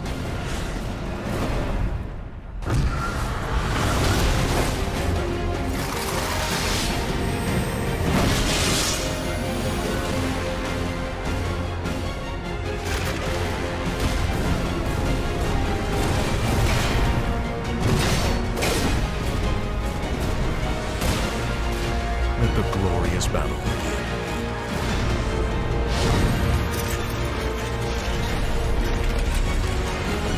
Geared up for victory. LG UltraGear gaming monitor.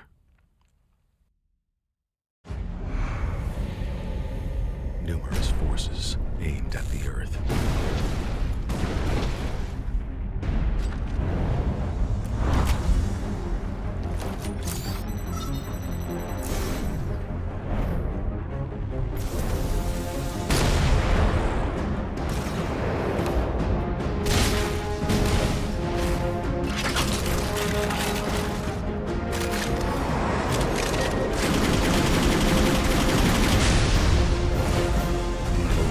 And injustice.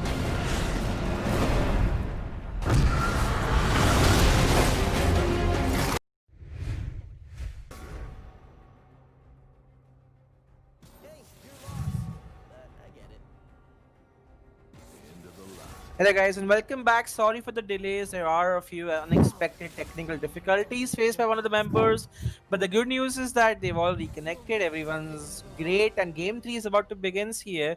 And we were just talking about the Caitlyn pick that Dead Corporal locks in right in front of our faces. And you were about to tell me something about the picks and bans so far. Yeah, I mean, I was just saying that, like, given how aggressive that Corporal was playing in the past two games on these melee champions, he's gonna be sitting comfortably on the champion with the biggest range now. I don't think he's gonna drop his aggressiveness though. So this is gonna be really interesting. He's 2-0 on this Caitlyn from yesterday. He just came off the bat of the substitution on against Elixir, and he smashed both of these games. So I'm really concerned for Deimos first right now. Yeah, and with Katarina bot being back, the question differs like how stronger does this team get, right? Like they don't need to get Katarina bot, but they sort of Catbot probably wants to be like, hey guys, this is the finals. Let me play at least one game. Probably must have begged his coach to let him in, and his coach is like, you know what, fine, play one game. It's all cool. And yeah, so now that we are back in this game, let's see what happens, because here the Caitlyn Karma has been picked up. Morgana has been banned because Micro Ice has just completely taken over like the game with the Morgana pickup. The amount of clutch bindings he's landed, the Mhm. amount of shields he's given his teammates have really helped them out in the semis and the finals as well. And now the Nocturne pick yet again. See, in game 3 we are gonna see that Nocturne pick yet again being picked. Yeah, I mean, we can't forget either that this karma was flexed by Exulansis yesterday, by Katarina Bot. He took it into his hands. So, like, that's an extremely powerful pick for them because they can go into the hands of Micro Ice or Katarina Bot. But Video Gamer, he just casually flexing. You know, he's been playing the Graves since yesterday, and like they're like, okay, we're not gonna ban your Graves. He's like, okay, fine, I'll smash you with another champion. You're not gonna ban this champion. I'm just gonna go hard and slay darkness over your entire team. Indeed, but again, this time we might see a change come out in the mid lane. I just have to feel Silas should be banned, and rightly so. Dead Corporal plays Silas, but Catbot Silas is just as mean, if not better. So that ban definitely working out. Oriana, mind you, is left up, and it's a great composition. You can even do Nocturne Oriana if you need to, as long as Oriana is in range. So a lot of options for them to work on, and I really, really like the Rumble ban coming out. Termi, it is one of his champions that he does go to whenever he can. Galio, Rumble are his go-to picks in the mid lane. Now that they have been banned out, we'll have to wait and see what happens. But Yeah, and first like things first, here they have to pick the support. Yeah, I'd like to see the Oriana come out here for Termi. It would be a really good blind pick. It would be a great deny against Katarina bot, and it would. They already have the bot ecosystem. Oh, So, yeah. well, nice analysis right there, because like you said, they just take the Oriana for themselves. They're like, hey, you know what, Catbird, I know you like to play Oriana. I know you're setting them yourself up for that. But you know what? We'll be the ones to play Oriana, because this Karma can potentially go mid lane. Do not forget, Cranko would have wanted the counter pick in the bot lane. Hence, the DF themselves did not pick the support right now. They're waiting to see what happens. And my lord, Crowstorm has picked up the Darius for himself. Wow, he's just like, I flexed on you with one country's hero. Now I'm gonna shift over to Noxus and like show you the might of Noxus, because the might of Demacia wasn't enough. Give it to us, Katarina bot. Give it to us, please. I would love to see him play that, but I doubt he will. That's Oh. going to be Micro Ice picking up his support right there. I honestly like Dead Corporal's Darius is something like that's more like that's scarier.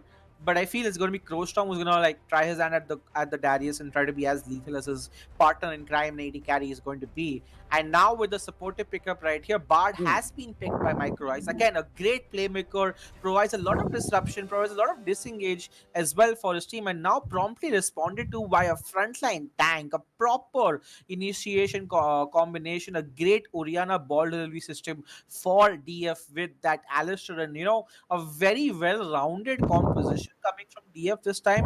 But from the side of Exulansis, a bit more playmaking potential with and stronger leading, if I may add, with the Darius and the Karma and even the Caitlyn bot lane.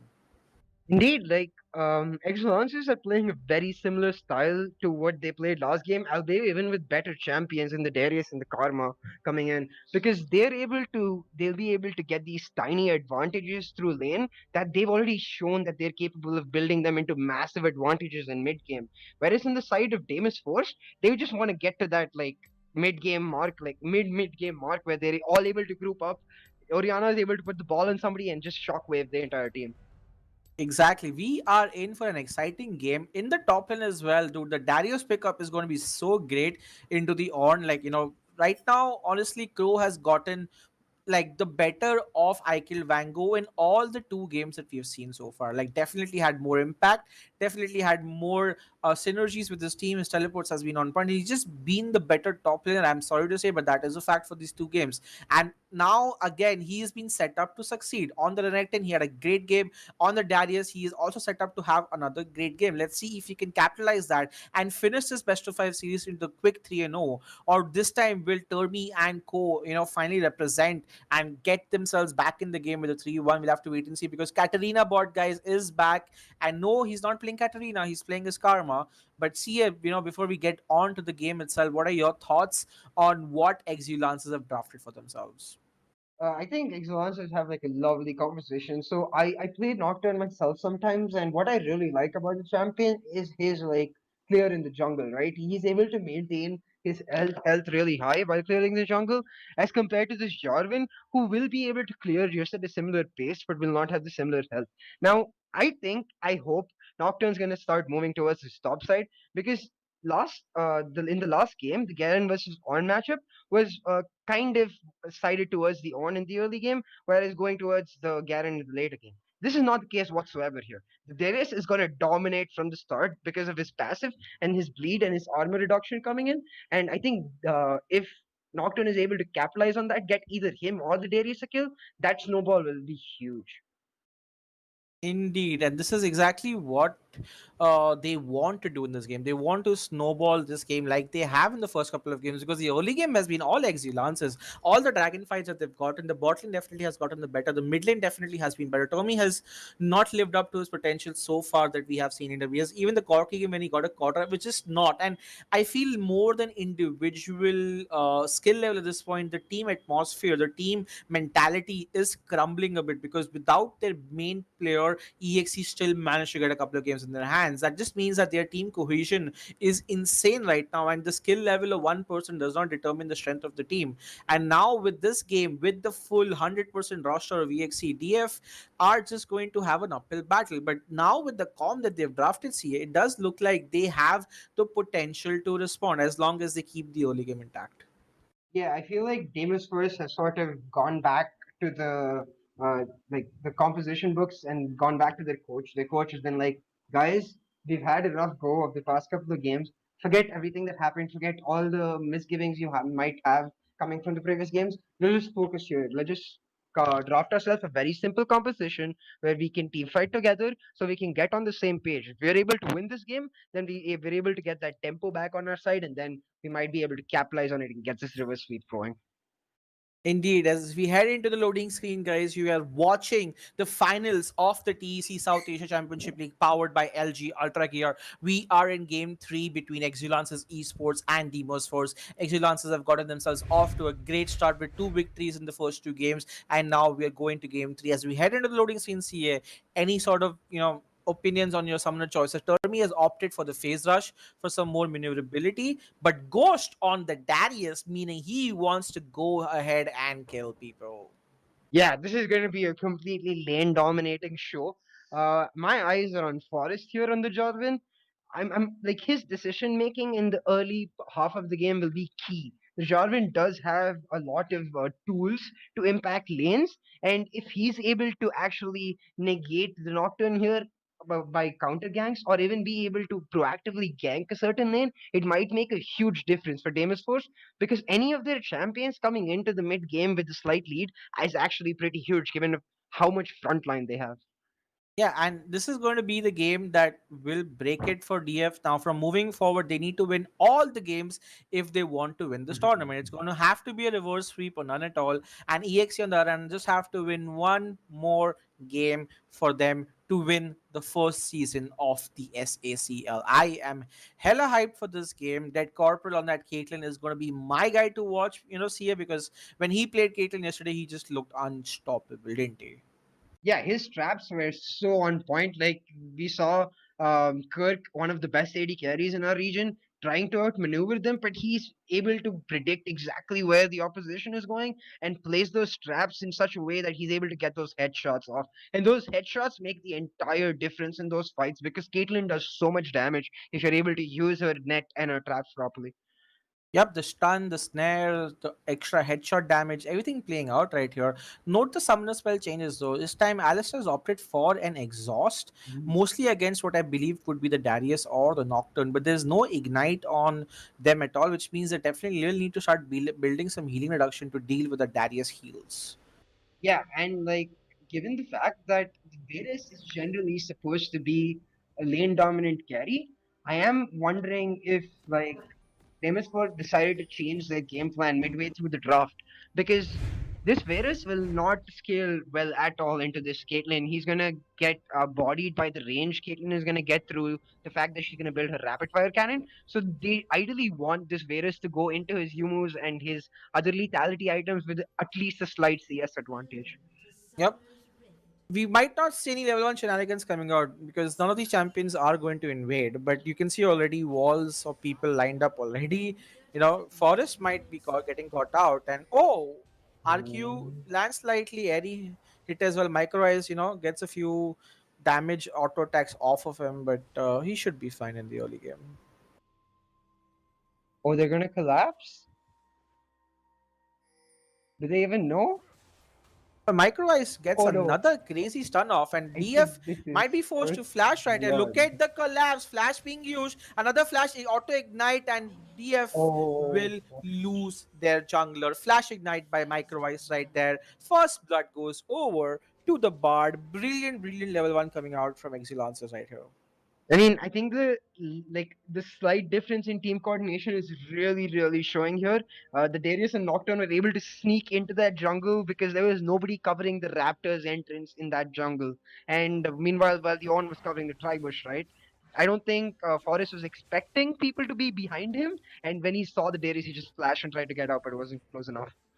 Indeed. So that's going to be a great advantage for Exulances already, right? They get the kill.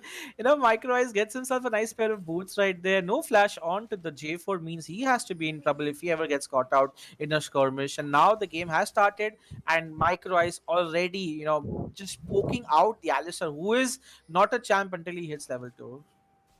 Yeah, indeed, right? Like, what I really want to see from Deimos Force now is I think they need to calm themselves down.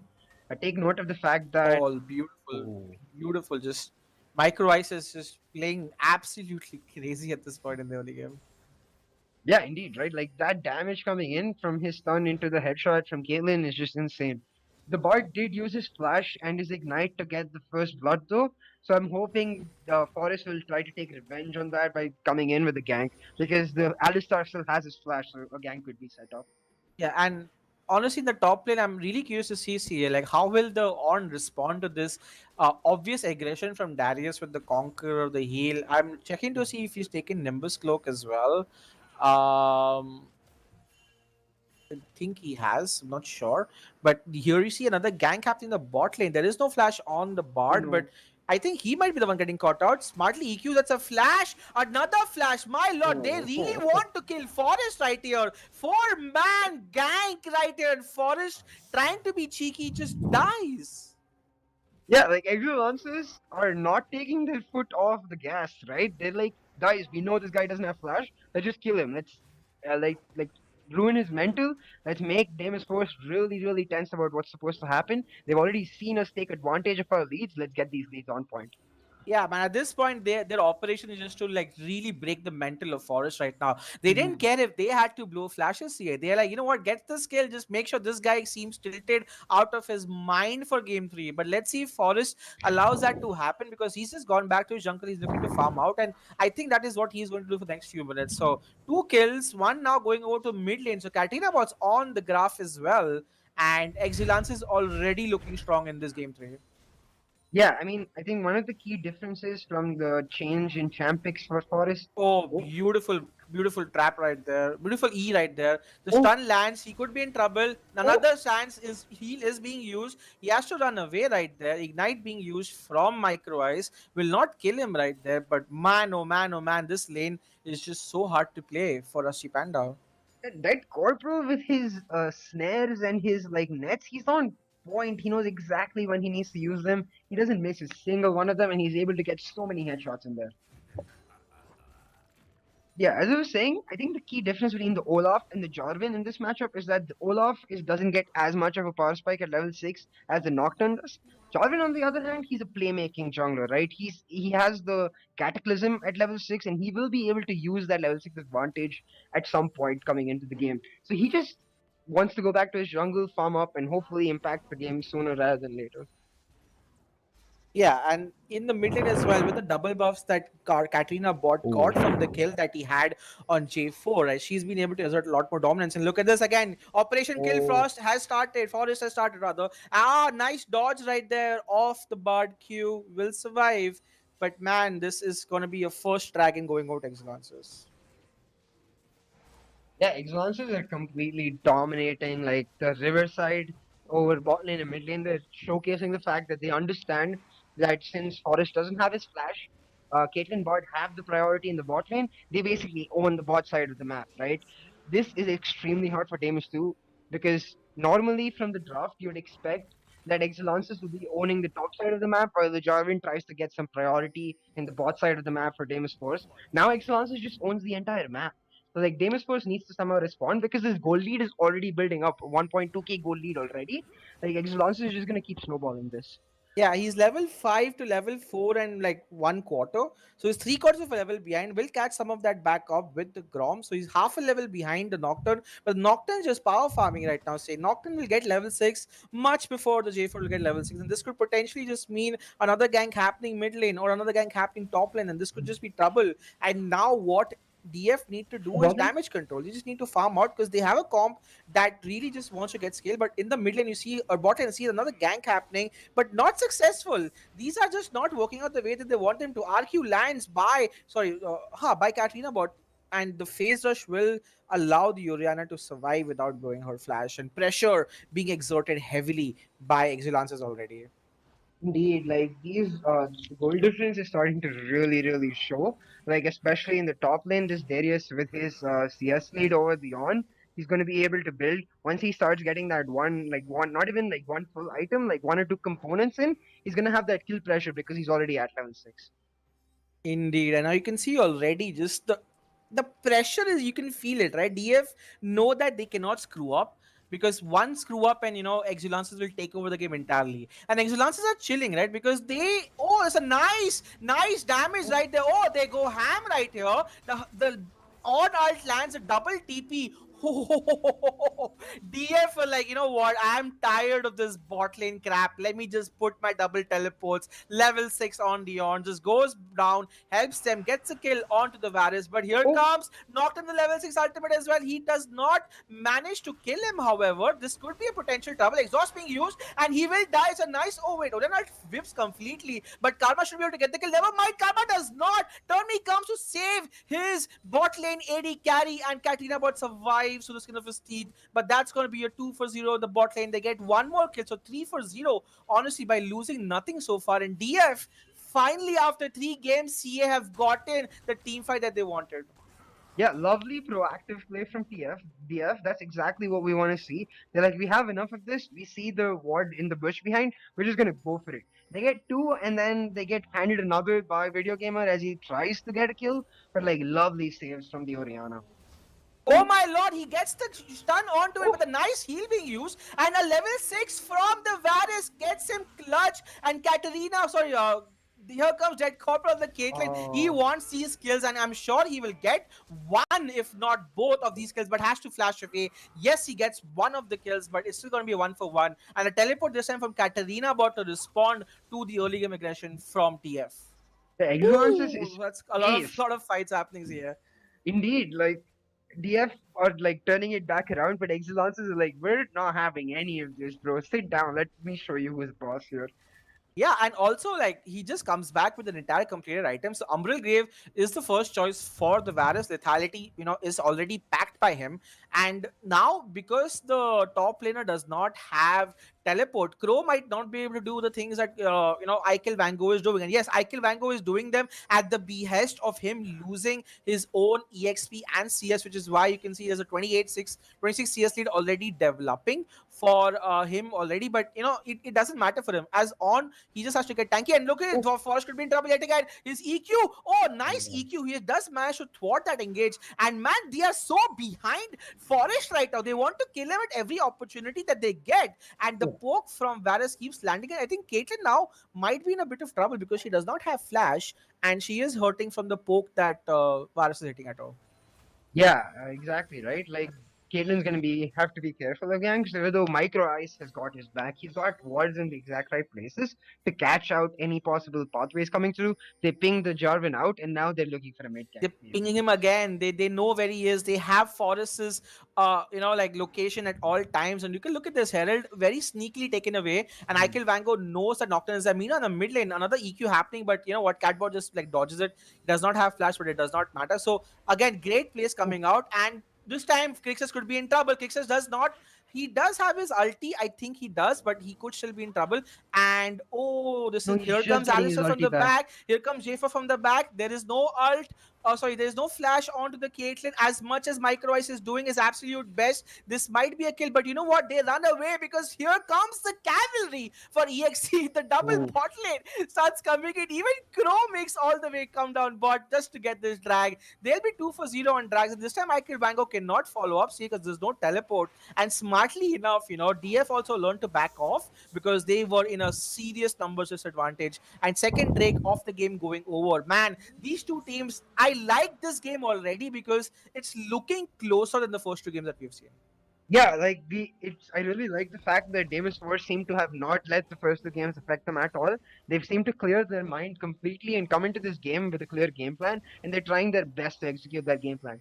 Two dragons going over to Exulansis is a very good thing for Exulansis, but Deimos, oh, Oh, they catch Turby right there. Turby, he tries to use his ultimate, cannot use it nice play, fast nice. enough, and just Micro Ice again makes that play happen, gets the stun. Nocturne follows a beautiful synchronization right there by Exulansis Esports, and now they lose the mid lane tower. They even put their Herald, which means that this could potentially be 3 to 4 platings, if not more. But look at this, the Herald cannot do any damage. Honestly, the placement of the Herald was not the best, and here comes like DF with a sort of a gank, which I'm not sure is required at Oh, this point, but they are still going ham, which is not the best call considering their main mid laner is not there. Bard ult used to dissuade them. Katrina comes as well, presses her Q. Nocturne gets chunked out even more, and that's going to be the end of this gang. But man, this is getting too close for comfort. But Exulansis always seems to be the one to come out slightly on top in this game. yeah, I think the key difference is that Exulances seem to have their eye on objective timers, whereas DMS Force are just sort of taking their plays as and when they get them. And we could see that at the Dragon when like DMS Force sort of tried to capitalize on the fact that the Caitlyn was pushed up. But Exulances were like, we're not having any of this. We realized that the Dragon is coming up, so they rotated their entire team bot side, managed to get the Dragon.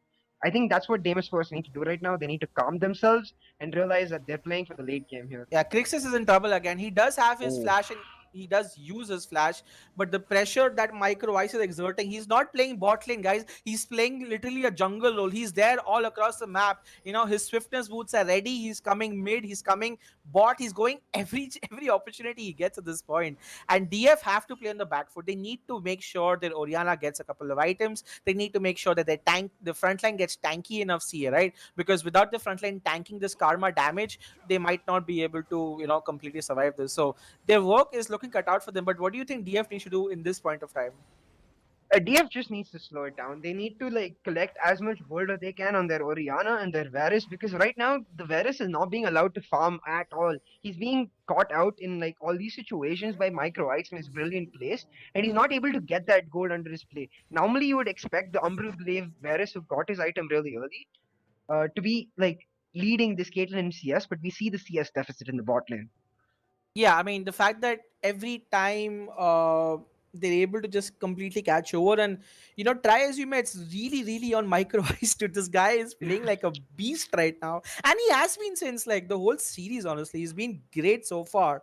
And, he makes Crixus blow his flash. So he's now flashless. Forrest is not allowed to play League of Legends this game, but for some reason, he's staying relevant as much as he can be, not trying to get tilted, just trying to farm up wherever he can. He is around half a level behind the Nocturne, who is farming up quite well, has a kill for himself. But all he needs to, he's opting to go for Warrior Enchantment as well, which is quite interesting. He's not going for his Gargoyle Stoneplate and Cinder Hulk. He's trying to like go for the one shot potential. And what do you think about that itemization choice, considering that he is actually falling behind in this game? Normally, I hate it on the Jarvan because he just gets so much value out of the Cinderhulk. But in this specific situation, I think he's completely right to go for the Warrior Enchantment. His team already has the tanks in terms of On and Alistair, and they really need that threat onto Caitlyn and onto Karma itself to make sure they're able to zone out their backline, give some time to their Oriana and Varus to get out the damage they need from his own backline. They definitely have to do that. And right now the laners are just backed up against a corner. This again is a game for Exulansis to get the Infernal Soul, because 2 for 2 on dragons, I don't think there's any way of priority that they can get in the mid lane or the bot lane. Right, Kaiten and Bard are always pushing this lane, and with the third dragon going again, that begs the question: what happens to the fourth dragon? Right, the dragons like that keep going over, and suddenly Exulances are like having a soul dragon, and DF is just wondering what do we do right now. So it's just a bad situation that might just go worse for them. And even Crow has done a great job in just trying to make sure the top lane is as pushed out as it can be. He is 20 CS ahead in this matchup, and On is trying to do whatever he can to survive right here. Let's see how much of it can he do, because he's going for his catalyst next. Meanwhile, Crixus, oh, that's another gank happening, and this time they are able to catch Micro Ice, just getting caught a little further than he should have, and the kill goes over to Crixus on that wall. That's great. Meanwhile, in the bot lane, Dead Corporal could be in trouble. The net used to dissuade any sort of an engage coming out, and that's going to be a small sigh of relief for DF right there. Yeah, Deimos was recognizing the amount of deep wards and roaming this Bard is able to pull off. They're able to catch him out in one of his roams, and they all coming in. Here comes the ult from the Nocturne, the Caitlyn trap as well, but it hits the Orianna. So it hits the big boy, and 3 people. I don't know what DF is doing. Oh, can he survive? He does.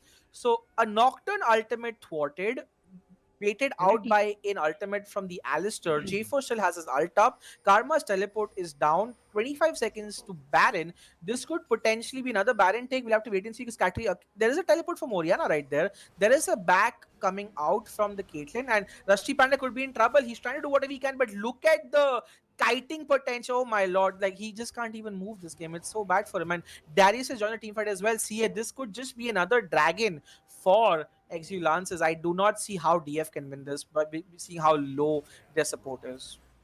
Yeah, I think Deimos first is just gonna give it up on.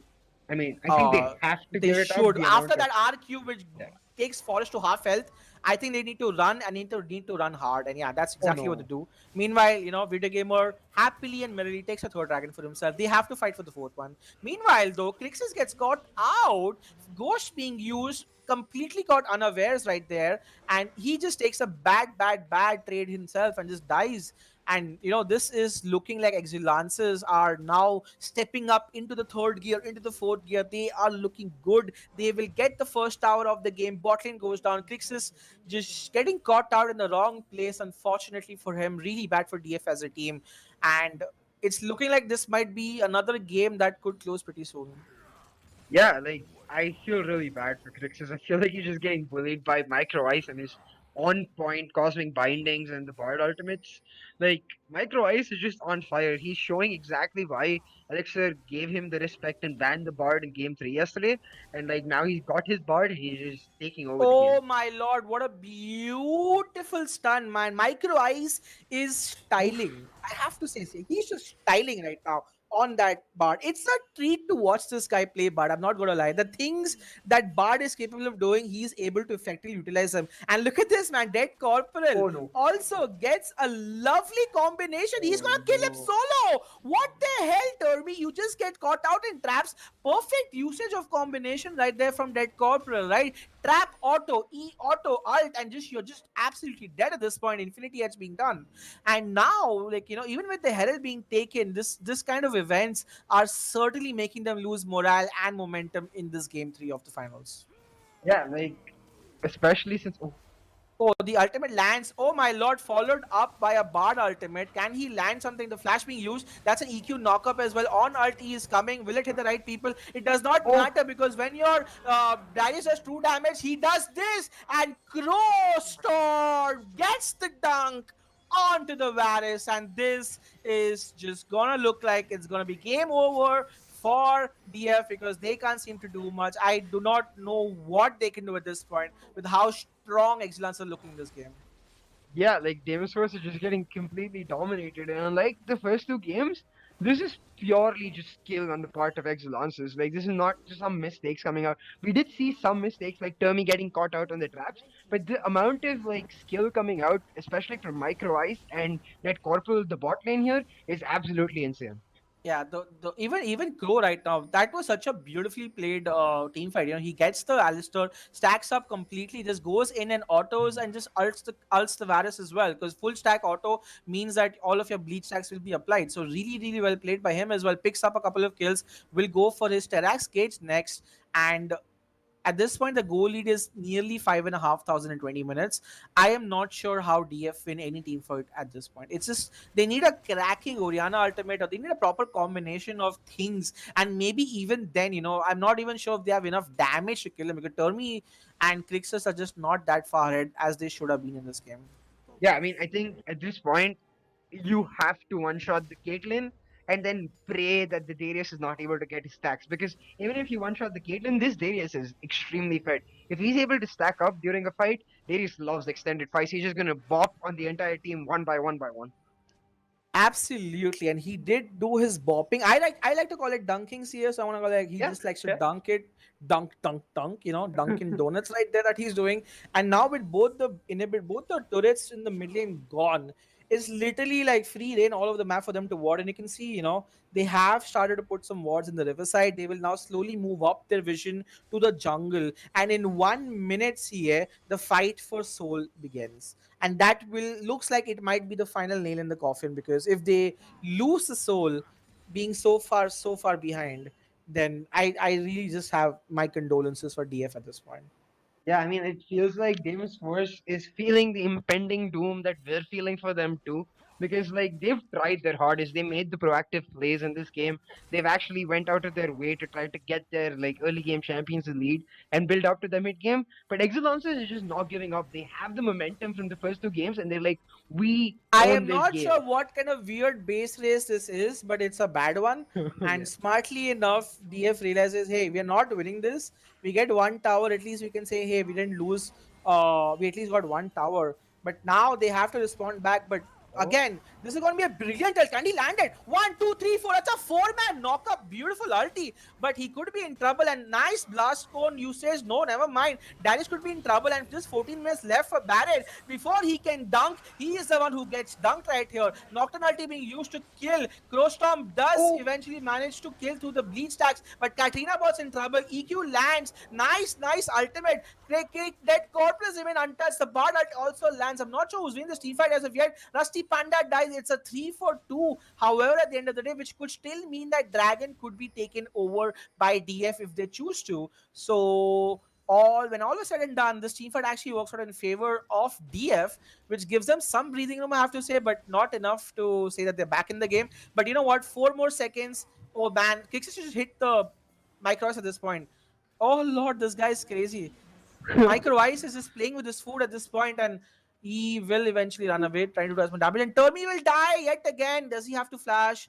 Does he? Can he? Will he? Termi is just trying to run away. Dead Corpus is like, I'm gonna Deadpool catch has you. his I'm ult. gonna catch you. I'm gonna catch you. Can he catch him? The emote is out. Termi is like, I have flash. Let me go. No. And his doesn't matter. What the hell? Termi could just flash on the right, bro.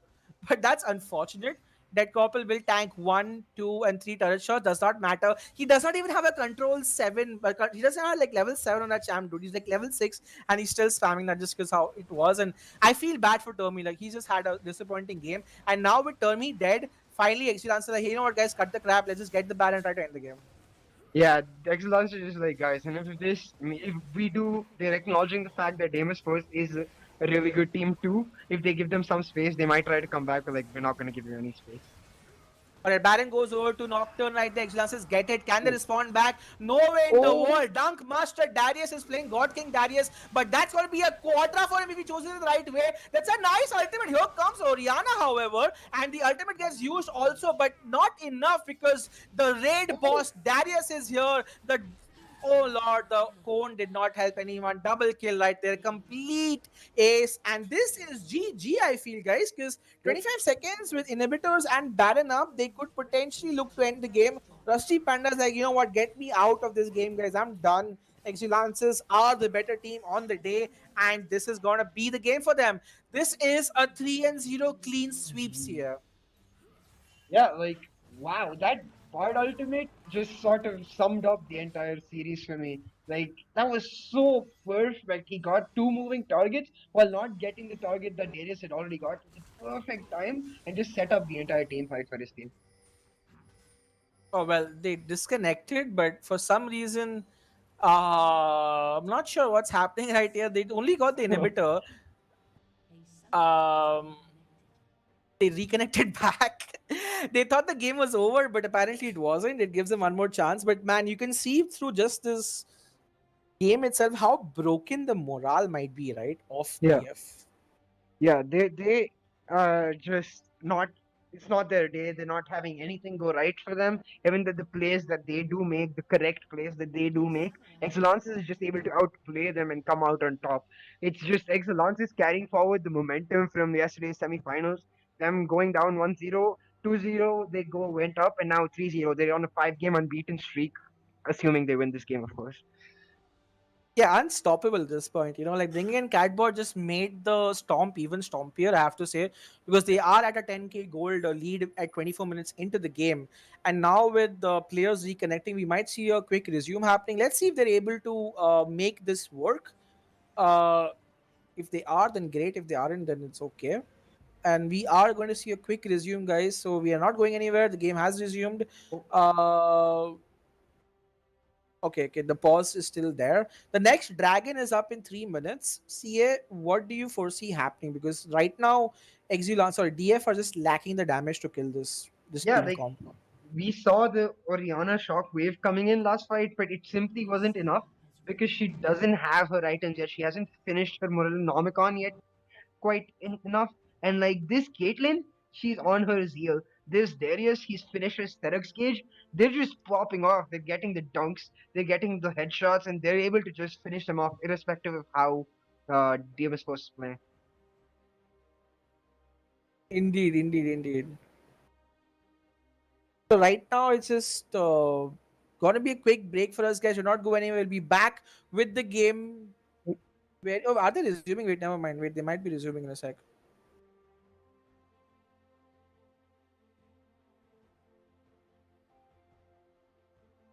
Yeah, I think we're gonna see the resume coming in. Yeah. Yeah, and we have seen the resume, guys. 3 minutes for the next Infernal Dragon, which is going to be what finally, Excelences were looking for. But at this point, it's still barren on their hands, and they can simply just go and take the top lane tower, can go for another team fight because they're like looking nigh unstoppable. Like 6-1 and 4, Crowstorm on this Darius. Nobody can kill him at this point, can this year? Yeah, yeah, exactly, right? Because this Varus is sort of just useless right now at this point of the game. He's building lethality. Darius has his armor, however. Like even that little bit of armor is gonna go a long way. The only like useful thing Varus is doing in this game is allowing stacks for the Darius, which is not really a good thing And for Darius Oriana is in first. trouble yet again. Here comes Micro Ice, but man, when the support starts trading against the mid laner and wins the trade, albeit slightly, it's not looking good for you for sure. And he's all tank, man. Like he's gone Dead Man's Plate and Swifty is with some Chalice of Harmony for heals. So the siege does come from the top side here. And look at this, Darius is just there guarding, gatekeeping at this point, not allowing anyone from DF to fight this. For some reason, the super minions start coming on the top side, and we could see a fight happening because for the first time they might be playing front to back here, and this could be a good opportunity for DF to maybe do something. But having said that, they just do not have the items to play. Yeah, I mean, Caitlyn has a rapid fire cannon, so like she was already sitting at a comfortable distance. Now she's gonna be just way off the far back. You can see that she's getting this insane range auto attacks off, and like it's just gonna be impossible for Forest to get onto that Caitlyn, because if Forest is not able to get onto that Caitlyn, then the Shockwave is not going to get on that Caitlyn. And oh, The small disconnect coming out, but he will definitely reconnect back. So yeah, this could be the final siege, guys. Let's see if Micro Ice and company are going to end this game, or will DF find a way to keep struggling and keep this game on for longer? Is something we have to go at. What video game is ready for his ult. Look at him nicely standing there. Hey guys, I'm gonna press R right here, but Spots gets spotted out by Forest right there. And now beautiful RQ again. Luden's Echo Karma starts hurting guys. And for some reason they Baron has been successfully thwarted off CA, and yeah. Baron is gone right now. So DF live to fight another team fight, it looks like. And with Dragon coming up in 40 seconds, I believe that will be the next fight for them. They will nicely go back. They have 1,000 golds per person to spend each, which they will do trying to complete some of their items.